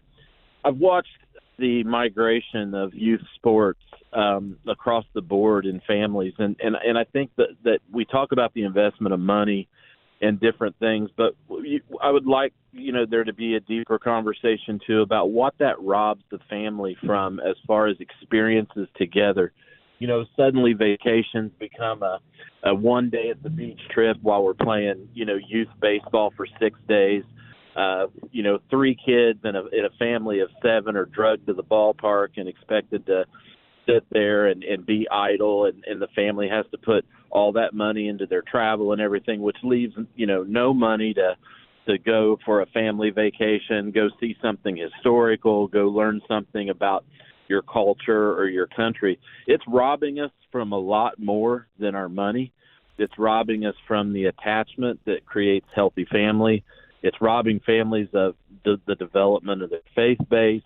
And it's robbing kids from the experiences of other activities that can be just as fulfilling, whether it be the arts, music, those types of things. And it's all done on this back of a pipe dream that somehow your kid's going to be the next Michael Jordan. I'll finish with this. When my baby was born, my first baby, I bought him a pair of vintage Air Jordans and a Michael Jordan warm-up, and the kid ended up being in theater his whole life. My dream for him wasn't his dream. So I'll leave you with that. Let me just ask you, Tony, since you're in that field. There is a fine line to any of this, though, right? Like, hey, having the siblings out at the baseball game, a few Saturdays during the springtime is not a bad thing. But if it's taking over your weekends for months on end, like anything else, it's a balancing act, correct? Yeah, and it's the loss of seasonal sports that's a killer to it as well. I mean, heck, these kids can play baseball in the middle of December in somebody's, barn somewhere. I mean, it's just, there's no balance to this anymore. And once they learn they can make money off of you, they're just going to keep draining you. A baseball bat that my parents bought at Goodwill for $5 is costing a family $450 now. It's just crazy. It is, yeah. It's just crazy. And the costs are crazy. Surveys are showing here the average family is spending over $1,000 a year on a child's primary sport. That's a 46% increase since 2019. I mean, obviously, some sports are more expensive than others, but that's just completely unacceptable. And people are like in more credit card debt than ever before. And this is how they're going into debt and why they're going into debt. I can't figure it out. Well, no pun intended. We're missing the ball on this one. We have these moratoriums on screen time and all these other really important things. Don't get me wrong, really important things. But what we end up doing is we end up kind of leaving out, putting these other things we do under the microscope, under the, I guess the thought of it's somehow good for our families or good for the development of our children. It's just not. Your child is going to develop whether they're out there playing a $1,000 tournament or whether they're in the backyard with you, fielding balls and hitting off the tee and learning hand-to-eye coordination and spending time with dad and mom. And look, again, I've done this for a long time, and Tony, thank you, man.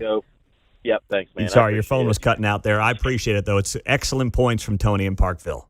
913-408-7957. What Tony was saying reminded me of a story, and I don't think this person would have a problem with me sharing the story.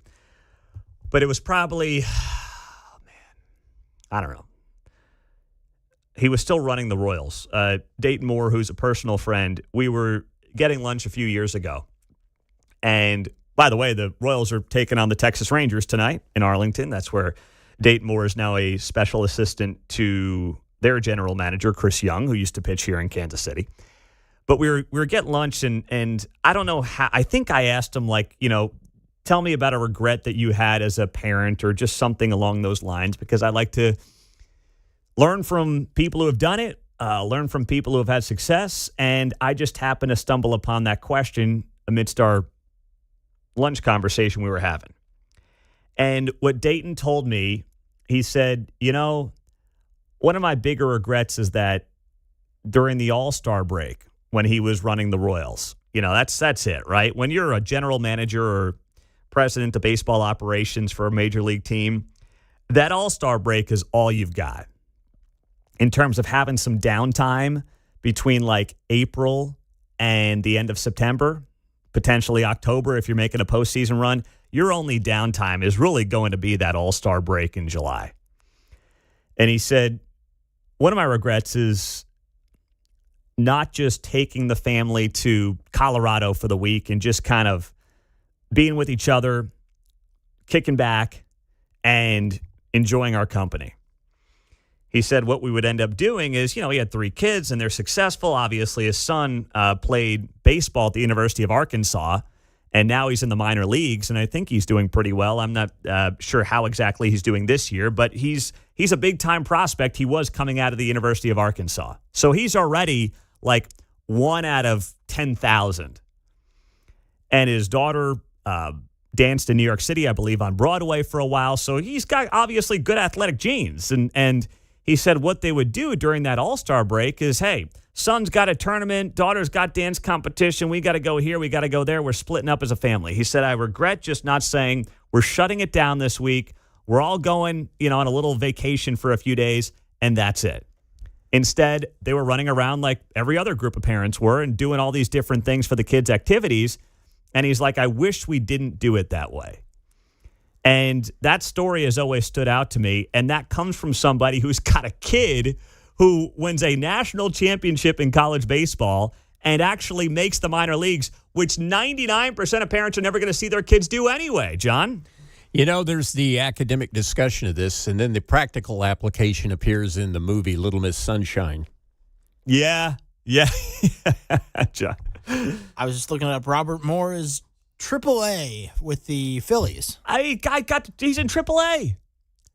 He's on the verge of getting called up to the big leagues potentially. And he's not like a 30-year-old at AAA. He's only been in the minors for a couple of seasons now. So, and even then, who knows if he makes it, right?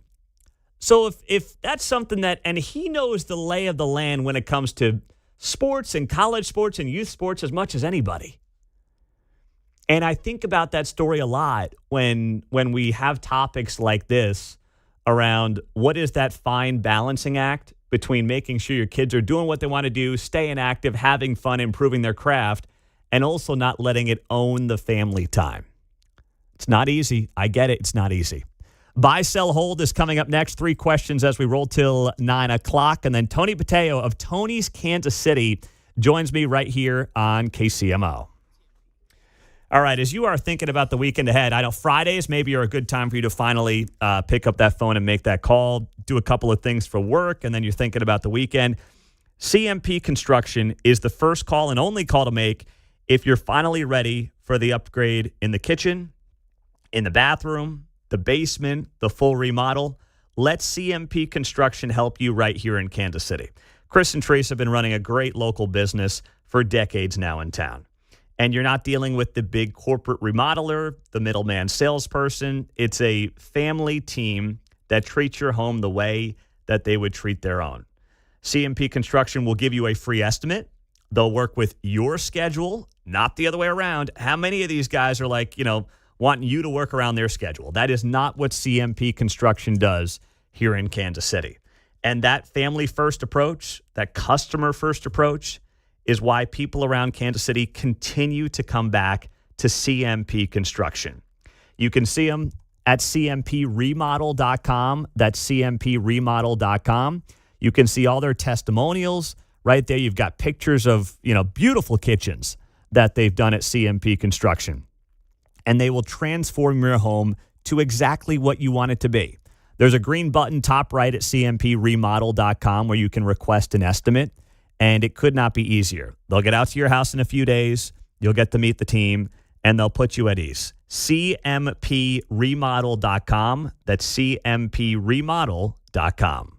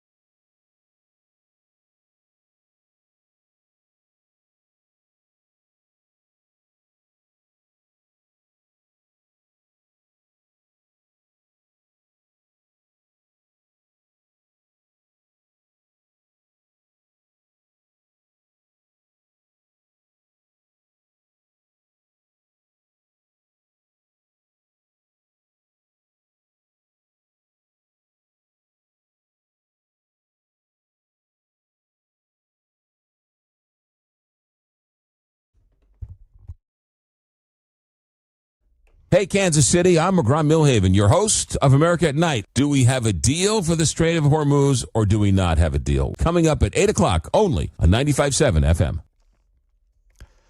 It's 8:49. It is great to be here on a Friday morning. Thanks for joining us on KCMO. It's that time of the week. Let's go. It's time to buy, sell, how about a day and 12 and a half, 15, and hold.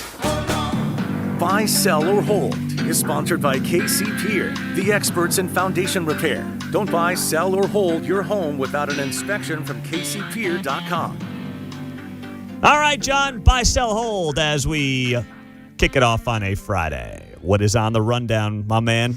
Buy, sell, or hold Quentin Lucas for Missouri governor in 2028.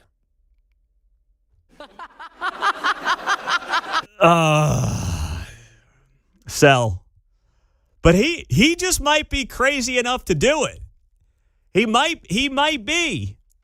The mayor yesterday made some news on this show when he came out and said, yeah, I'm going to run in 2028. I am all in. I will be doing something that will be keeping our conversation going. He is done as mayor in August of 27. Kind of lines up well for him to just kind of roll right into something for 2028. But, man, if he's going to try to win statewide, I don't know how he's possibly going to do it given the current environment that we find ourselves in. Missouri's basically a Republican plus 15 to 20 point state right now. But I do know this much. The guy has big dreams. The guy has big goals. And I also know that being the governor of this state is like the biggest dream that he does have. I know that. So maybe he's just wild enough to go ahead and give it a shot and see how it plays out. But I've got to sell that one right out of the gates, John. All right, buy, sell, or hold Andy Reid's response to Rashee Rice being in jail. I'm going to sell this as well. I thought this was a terrible response from Andy Reid yesterday when he was asked about Rashee Rice. Of course, he's in jail. He violated his parole, THC, after, of course, the crash that thankfully didn't kill anybody 2 years ago in Dallas. Andy Reid said this yesterday during his press conference. As far as Rashee goes, we're aware of the situation. The league's aware of it. We talked to the league. We get it. And as far as any further ado to that, there's been no talk about anything further. We're moving forward just normal as we go here. When he gets back, we got to get him caught up and doing what he needs to do. But again, and then make sure he gets it. It's not an easy thing he's going through. So life lessons are important, but we're all given chances to learn, and so he's in that position now. I think I've covered it. Yeah, I don't think you really have. I think that's a terrible answer from Andy Reid. Absolutely terrible. Yeah, he's got to learn some stuff, and he's in a tough spot right now. Yeah, he's in jail. Okay, and he violated his parole. And I'm pretty sure that if he's the kind of guy who's not going to learn life's lessons after he should be so grateful. He should be praising God that nobody got seriously injured or, God forbid, killed when he's, racing his buddies on a freeway in Dallas at night and then just walking away from the scene like, he's just walking out of a Whataburger down there. Like, he should be thanking his lucky stars that nothing tragic happened. And now he can't even stay off the weed? And it's like, don't worry, we got to get him back in here. We'll get him all caught up, and it's going to be all right. It's just, tough spot for the kid, right? No, he's a grown, you-know-what man who just can't get his act together, Coach. That's what he is. Stop treating this like a guy who's just smoking weed, and he got busted for smoking weed, and, that's not really a big deal anymore. There's something that led up to this. That's why he's in jail for 30 days, Andy. Come on.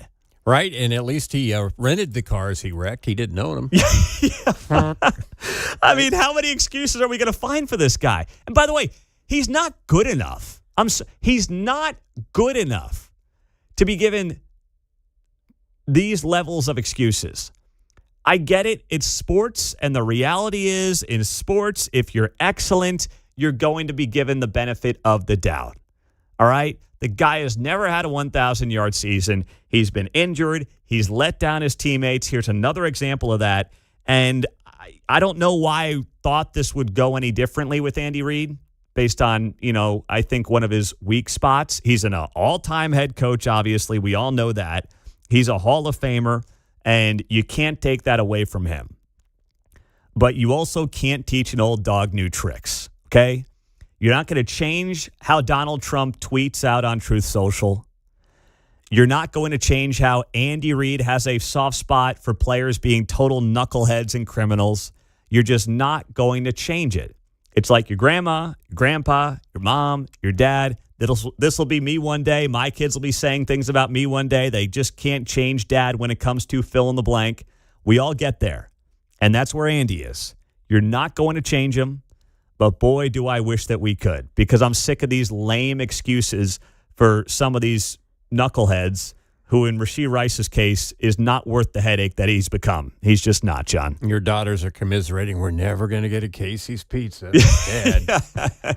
You know what? God willing, they'll be able to buy their own Casey's Pizza if they really want it. Just don't bring it over to Dad's house, okay? There you go. Buy, sell, or hold KU baseball to win its regional this weekend. Oh, man. You know, I almost had a weak moment, but then I looked at Mark. I looked at his hat. I looked at his shirt.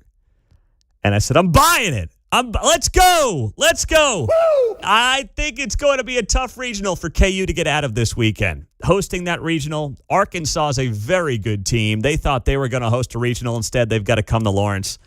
But you know what? I'm going to buy this story continuing on to next week in the Super Regionals. I think KU will get through their regional this weekend. Fitzmagic keeps rolling. That's right. Dan Fitzpatrick, the head coach of the Kansas baseball team. There you go. Exciting times in Lawrence. Exciting times with Tony Botello of Tony'sKansasCity.com. He does a tremendous job covering things in this town other people won't. He will join us in studio for a half hour next.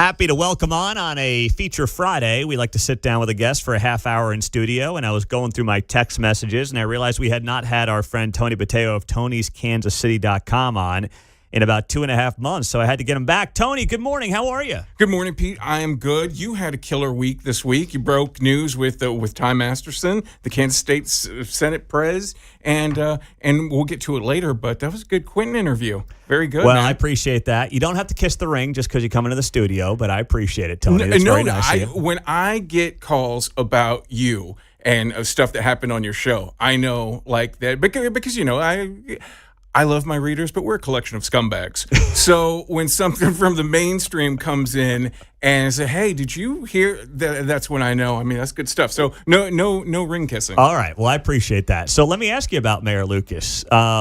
He said he's running for something in 2028. I think he's maybe a little jealous that someone like Nathan Willett is right now in a congressional race and he is not. What do you think's going on with the mayor as he plots his next move with him being done as mayor next August? Well, the jealousy is a good angle. I didn't think of that, but I will say, so I'm doing the math on that, and that only puts 2 positions open. That puts Governor Kehoe, which there people may not think, but there's a little bit of breathing room.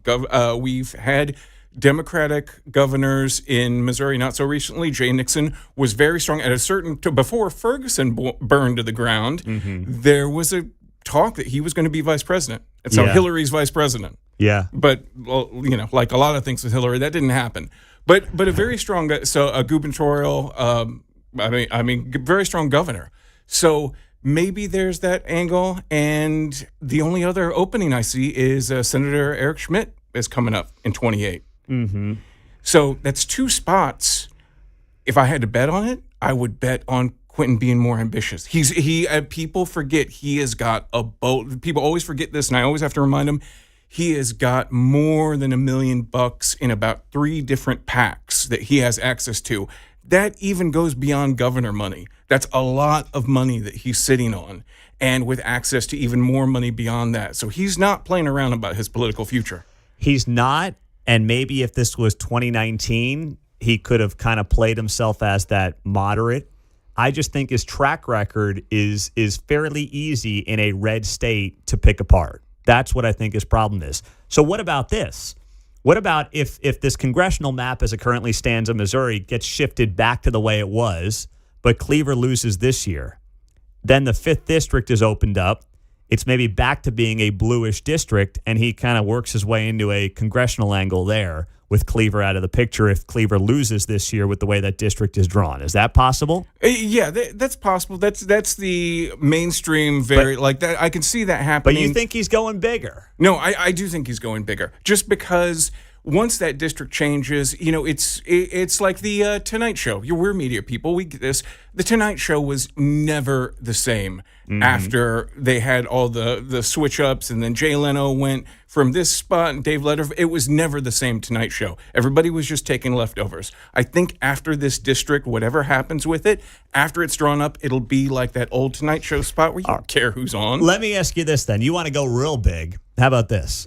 Mayor Lucas is done July 31st of 27, right? That's when his term ends. Right. 12 days later, the Iowa State Fair begins, where, of course, people race to go run for president. Now, I do think the Democrats have changed the order of their primaries, so Iowa's not first anymore. Do you think he's like, hey, if Pete Buttigieg can run for president at South Bend, Indiana, why the heck can't I?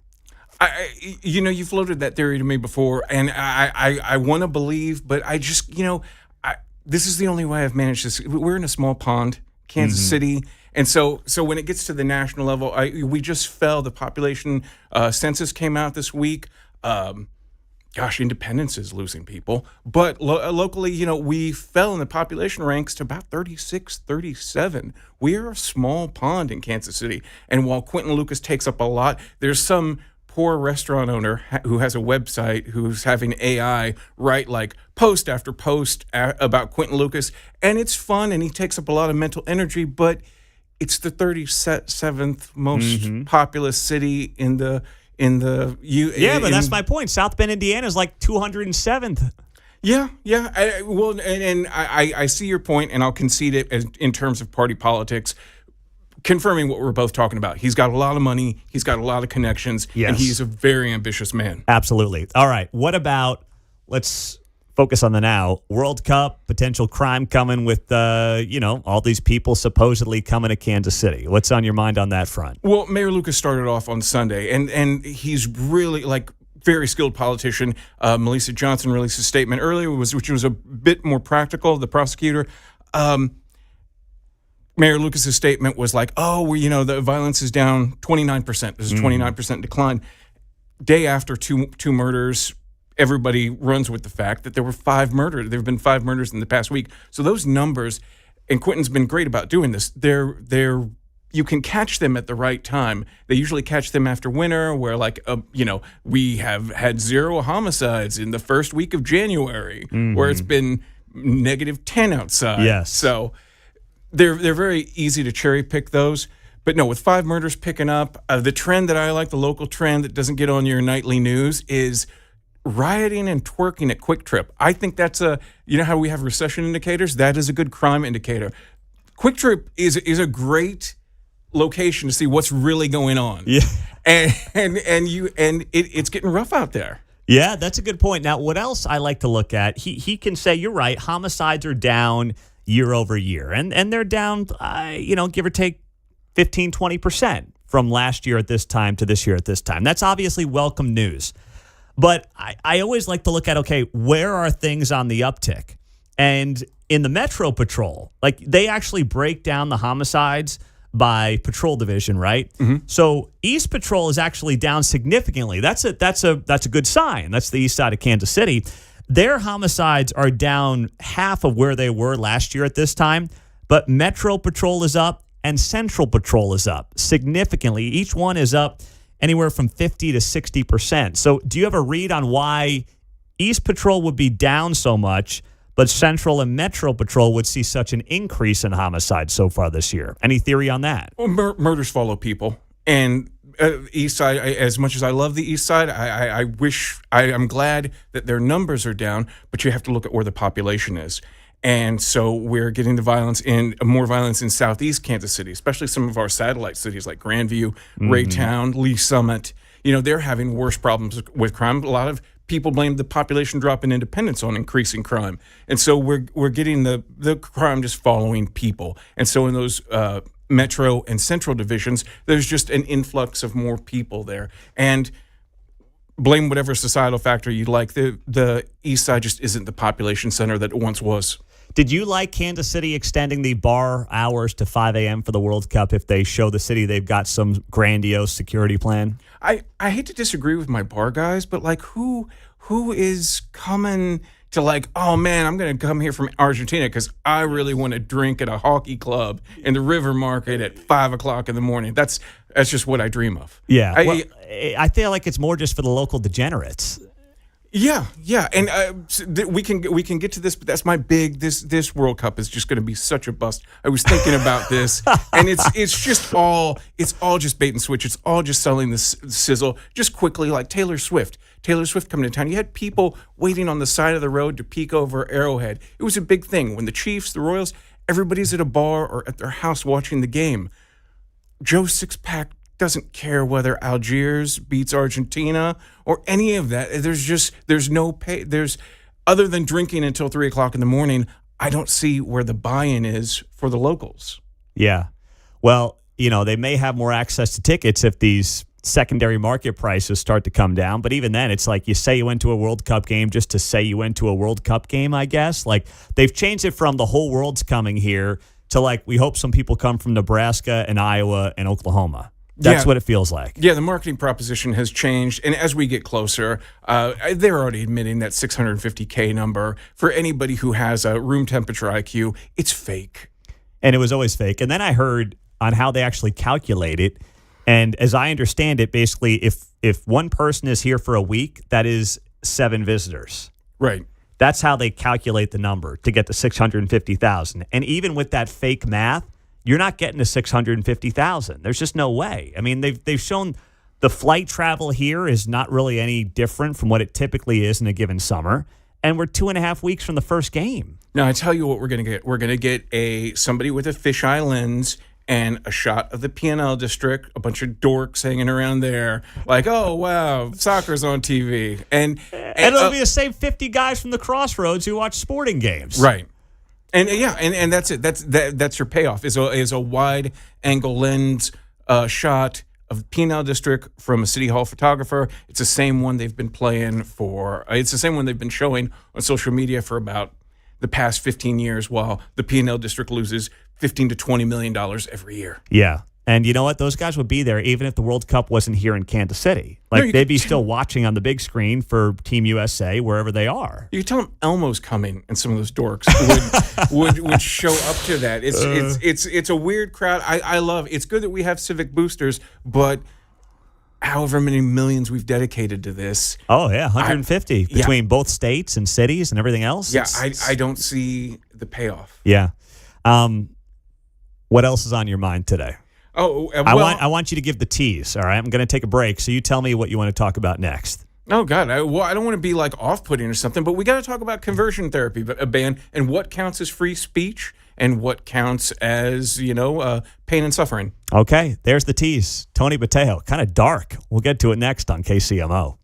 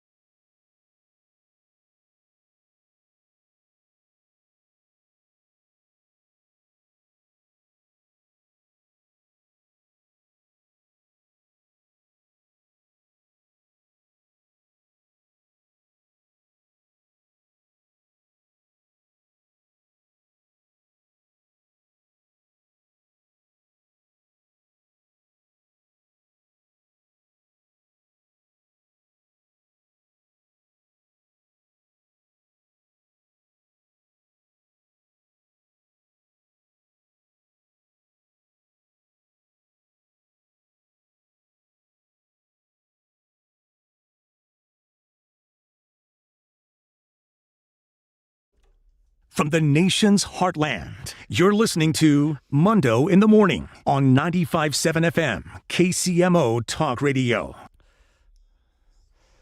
It's 9:21. We've got our friend Tony Botello. Tony'sKansasCity.com is here on KCMO for our Feature Friday long-form conversation. All right, conversion therapy. Let's talk about that and what happened in the last few days in Kansas City on the conversion therapy front. So just tell people about it and what happened here in Kansas City, Tony. Well, I wish I was like a legal expert. I'm not the brightest legal mind. I've managed to never. There's no TKC mugshot yet. Yeah. So Plenty of time. I won't. My caveat here is that no, I'm not a lawyer. I'm not a constitutional law expert. But a decision from the Supreme Court came down, basically saying that conversion therapy bans were unconstitutional based on free speech. Yes, and for people that are kind of looking for a little more on what that conversion therapy is, it's basically when you say to someone, hey, we can change your sexual orientation back to heterosexual, but, sometimes that might be just talking to your priest or your pastor. Like that was considered conversion therapy, and Kansas City has a law, right, an ordinance against conversion therapy.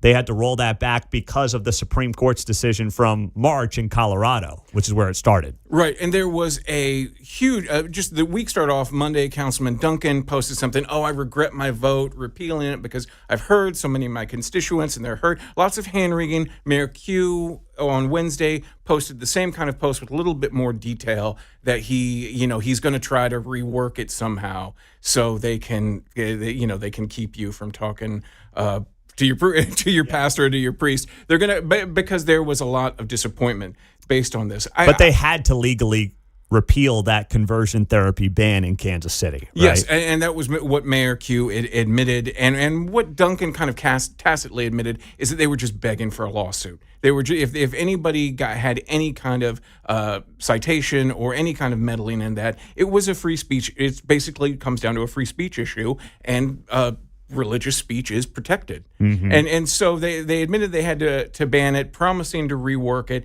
And I was just really surprised over the all the hand-wringing. But what really comes down to me, two things, and I'll try to make it quick.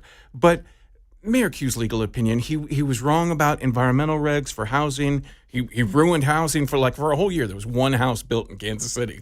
On police funding, his legal opinion, because I admit I'm not a legal expert. He lectures at KU.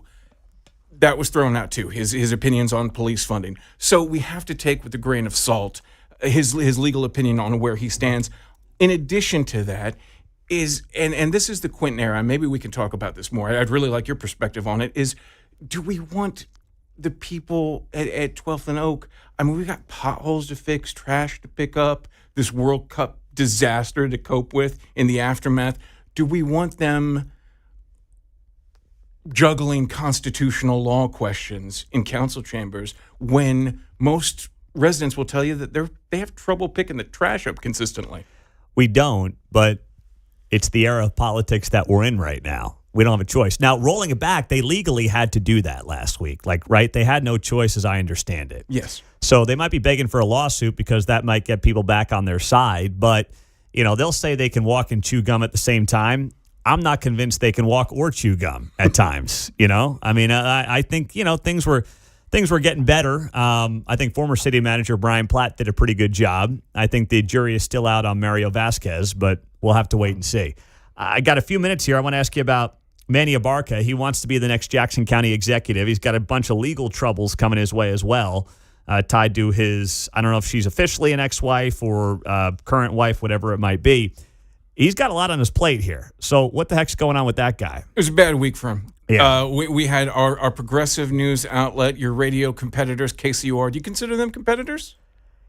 Here's the thing. In media in 26, everyone's a competitor. Right. A podcast is a competitor. You're a competitor. Everyone's a competitor. But I think we all help each other. A rising tide lifts all boats. So I'm not really... I don't view a competitor as just being a radio station anymore. Well, that's what I noticed about this is nobody picked it up. It was a 2,000 word piece about our Midtown Jackson County legislator being banned from Paseo High School. Didn't really get into specifics why, but mentioned his domestic drama, the messy divorce, 15 paragraphs down. Also mentioned that, his in the process of his messy divorce, his former wife also has a deal that involves his mom. So it's really ugly. It's really messy. And he thinks he can be county executive. That's insane. Never say never in Kansas City politics. These are low turnout, low info elections. And that's why I'm so glad that you invite me here to talk about this, because people would know. They'd see Abarca, they'd get the picture of him on a postcard and go, well, I guess. Yeah. So maybe by our conversations, they have a little bit more info on what decision they're going to make. In the final minute here, weekend in Kansas City includes Savannah Bananas in town, KU Baseball Regional, Big Slick is happening. I feel like Big Slick has lost some of its luster here.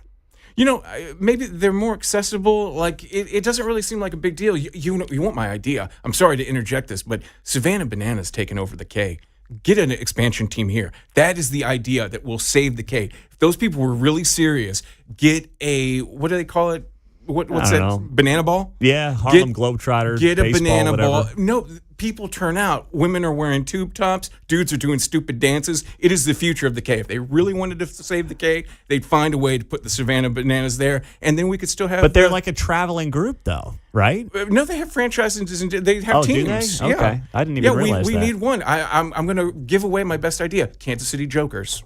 That's your idea. All right. Yeah. Well, I'll have to run that by John, Mark, Kevin, and the team, and I'll get back to you on my opinion. Because I'm not sure how I feel about that. Your buddies with Sherman, run it by him. I'll make you a millionaire. That will make you a millionaire. That's a stretch to say we're buddies, but I do appreciate that. Tony Botello of Tony's Kansas City here on KCMO. Thanks for being here. Thanks, Pete. Go to Tony'sKansasCity.com. He does an awesome job covering stories in Kansas City that, frankly, too many are afraid to cover, is how I would put it. Our caller of the day is coming up after the news.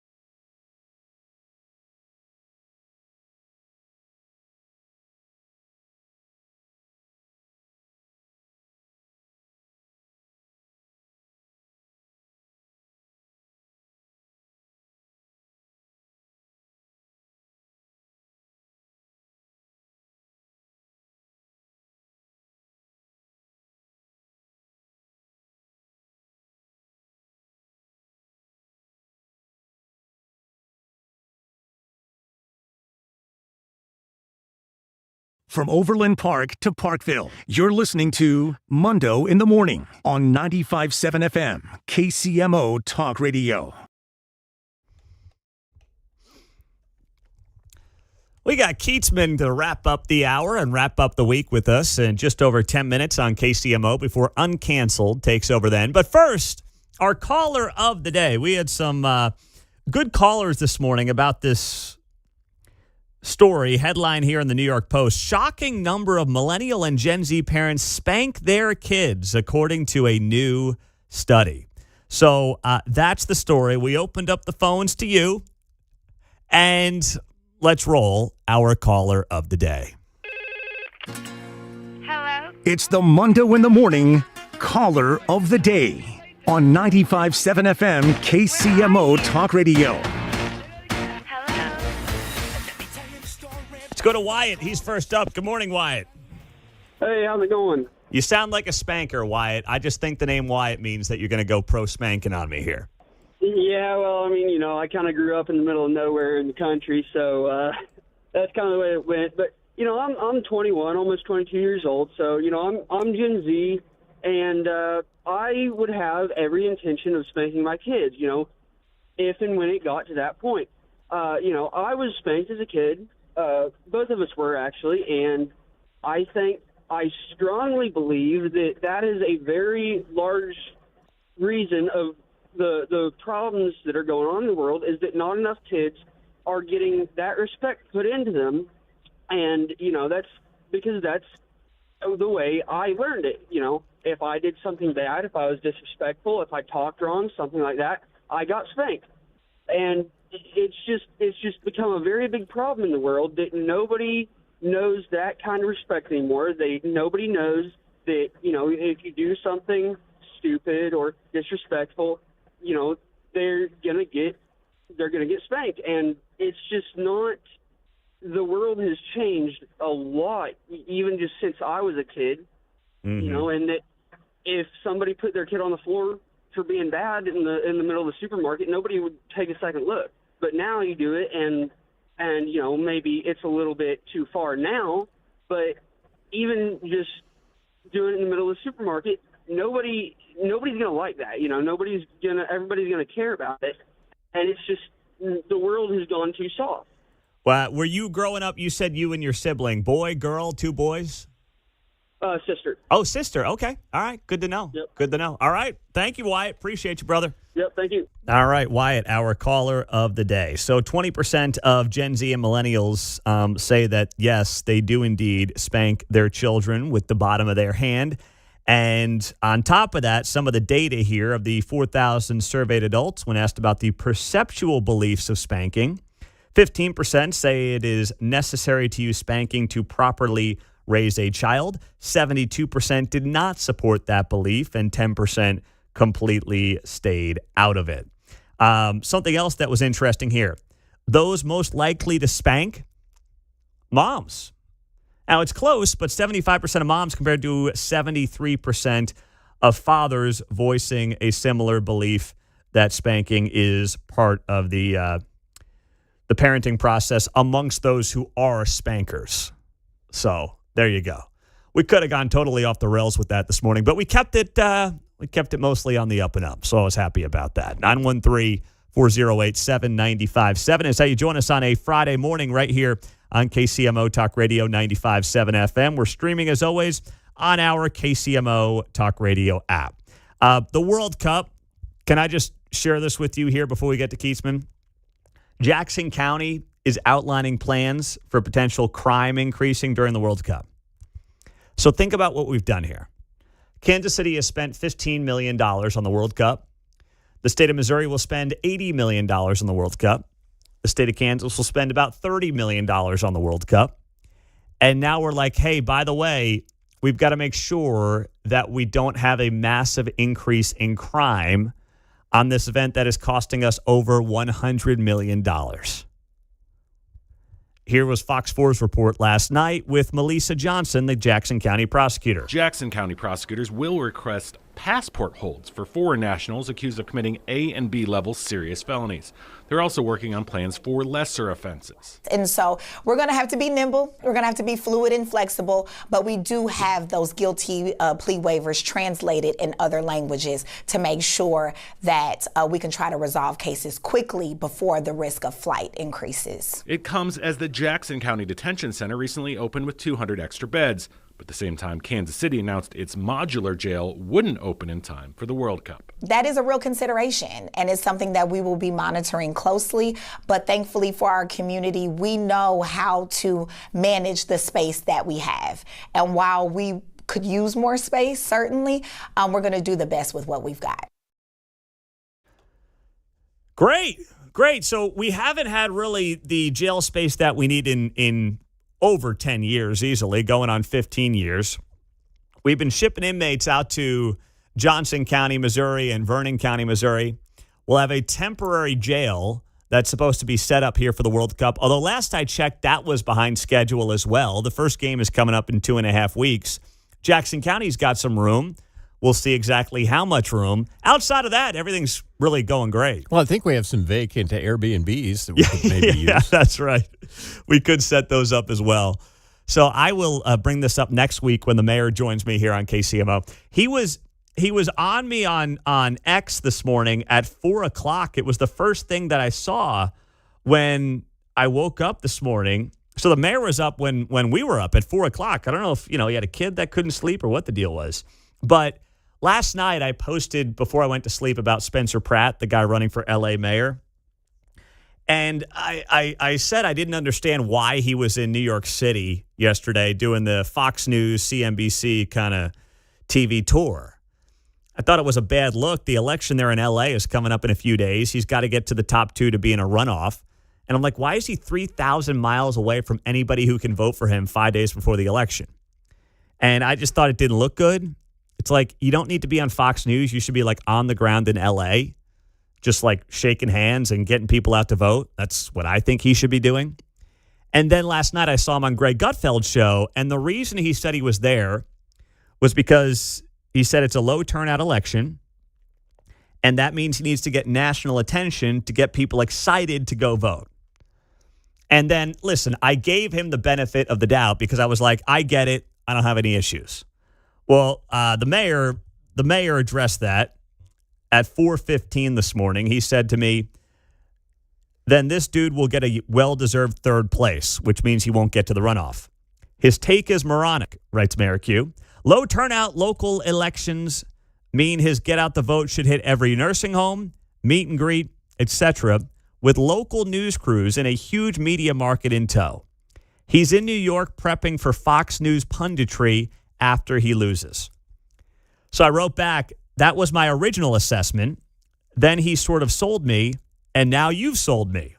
We'll find out on Tuesday. And I said, let's make a bet on if he finishes in the top 2. He has not responded to my offer of a bet. But if he does, I'll let you know over the weekend. You can follow me on X at Pete Mundo. That's where the bet will be made with Mayor Lucas. No bets with Keatsman, just some fun to wrap up the week. We'll get to him next right here on KCMO.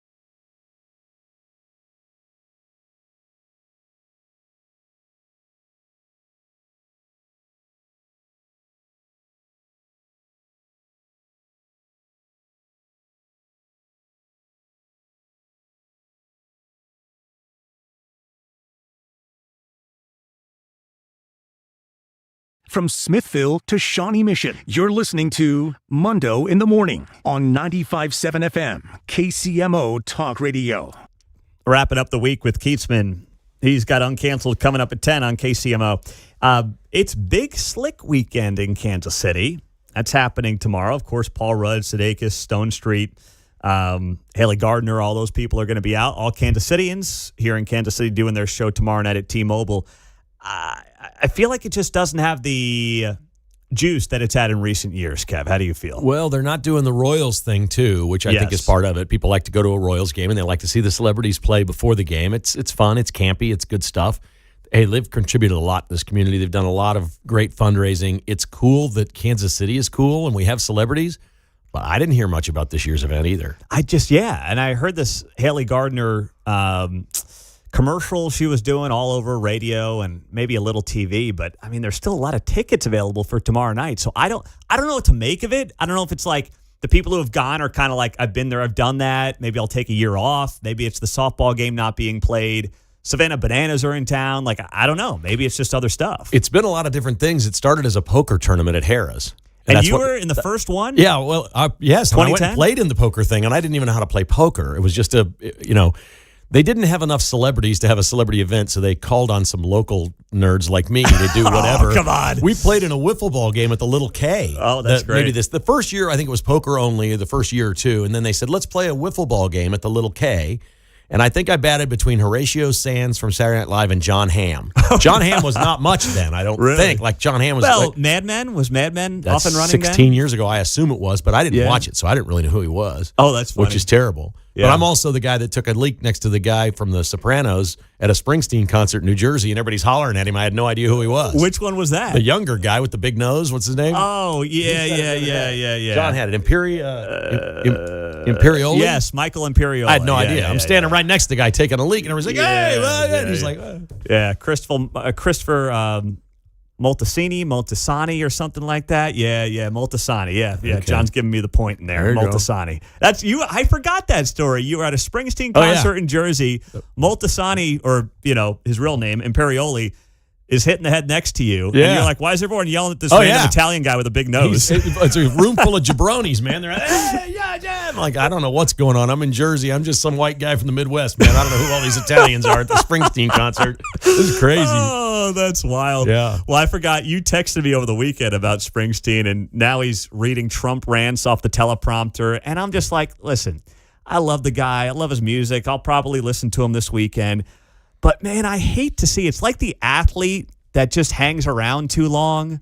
It's like, dude, just give it up. What do you want this to be your legacy? Stop. It's going to get worse. I didn't know if this would make the show today or not, so I'll just do it right here. Tom Morello is from a band called Rage Against the Machine. Yes, he plays with Springsteen a lot. Okay, October 3rd in Maryland, he's having a concert right before the election with Springsteen, the Foo Fighters, Dave Matthews, Jack Black, and Joan Baez is still alive. and they're going to have a concert because, as Dave Grohl says, quote, we're ashamed of our president, unquote. And that's what the concert's going to be about a month before the election. That is... I assume that's the D.C. area. It says Maryland. Yeah. I see it here. Columbia, Maryland, October 3rd. Peace, love, justice, and music. Okay. Yeah. What just... rockers used to just be against...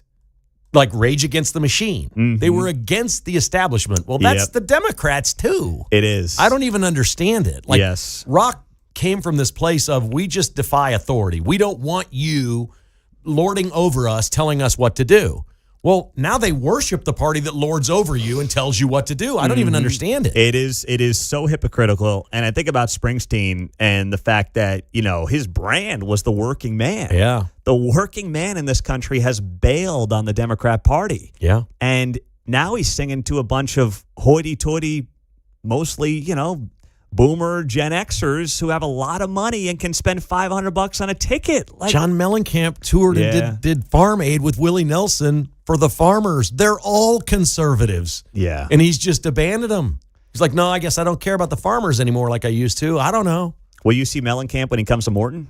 I kind of want to, but I kind of don't. The last couple times I saw him, he's never been great live. That's not like Springsteen was known to be great live. He's great live. Mellencamp's just kind of a phone-it-in guy. Is he? Yeah, he's just that guy. But this is like his apology tour. He put that video out with Sean Penn, like I haven't been playing the hits. I know I've been kind of ripping my fans off. I'm going to come back, and I'm going to really give it something this summer. But I don't know if he's got anything to give. Yeah, that's interesting. I saw some folks were at Morton Amphitheater. They're doing some big thing for Kansas City media, I think, on Monday. It looks fantastic. I RSVP'd. I want to go. Oh, you're going to go? Okay, good. I'm planning on going. Okay. Yeah, I just want to go check it out. It's Billy Brimblecom's band is playing. Oh, that's right. You guys were talking about that the Summer other day. Breeze. They're going to be playing. It's $10 if you want to go. It's all for his charity. Steps of Faith. Is that the name of the charity, Mark? That's right. Steps of Faith. It's $10 if you want to go see the new Morton Amphitheater. They'll have live music. You can just kind of check the place out. I think it's more like an open house from 6 to 9 kind of thing, isn't it? Well, yeah, it looks really nice. And we'll be out there for Chris Stapleton in October. That was Kate's birthday gift or Mother's Day gift. So we're excited for that. Dang it. He said we. I thought we had a station event, Mark. No, I'm sorry, Come guys. on. I'm sorry. He was springing for the Chris Stapleton show. No, he's doing back-to-back shows in October. It's a big deal. And they were, when I was getting these tickets, I was like, dang, these are almost sold out. So he's going to do 2 huge shows there. And I think it's going to be a great venue for Kansas City. I'm excited about awesome. It looks great. It really looks terrific. I can't wait till you see it on Monday night. It's going to be fun. All right. Well, you report back. You'll get us pictures and everything else, right? Sure. Because I think it's like Monday night. We've got my middle daughter's first softball practice Monday night. So I got to be there for that. I got invited to a Ty Masterson thing Monday night, too. So I'm a little torn here at this point. All right. It's right in our backyard. It's in DeSoto. Oh, He's going to be at JT's. In DeSoto on Monday night. Okay. All so right. I'm That's like, cool. I don't know. Maybe I should go meet Ty Masterson. He's probably going to be the next governor, right? Well, we'll get him in here. You'll meet Ty. Don't worry. Don't worry. We'll get you in front of Ty. Hey, do either one. I'm not going to tell you which one to do. I just want to know if he's related to Bat Masterson. I remember. I think I asked him that, and the answer is no. No? No relation. I did try to get that out of him one time. But yeah, that would be. I've had people ask that on social media. Is Ty related to Bat? And the answer is no. What do you got going on this weekend? You played golf yesterday, so that's out of the system? You know, I'm going to watch some KU baseball, I think. Yes. I've never been to the Savannah Bananas. I don't know how the weather looks, but maybe I'd try to sneak out and see that. I don't know what I'm going to do. Yeah, it's sold out. Is it? Yeah. Wow. Okay. All right. KU Baseball Regional. That was a hot ticket, too. Yeah. Like, what's the secondary market going for $290 for a GA. Wow. $290. See, KU Baseball host a regional this It's weekend. going to be 4,000 people that have never seen a KU baseball game before. But I'll tell you, right? I love college baseball's coming on, by the way. Oh, my. I love it. It's really good. Yeah, I went to the game a week ago Thursday in Surprise. We were out in Arizona. That's right, yeah. And we went yeah. to the game, and these kids just play with such joy. It's what college athletics used to be, and it just warms you to watch these guys play for the love of the game. And as football and basketball change, I think that sport's going to keep growing. I agree. It's exciting stuff. MLB's on the upswing. College baseball's on the big upswing. So it's going to be a good weekend. Enjoy it, my man. Thank you. Appreciate it. Kevin Keatsman, Uncanceled, is coming up next. Have a fantastic weekend. We're back Monday morning at 6.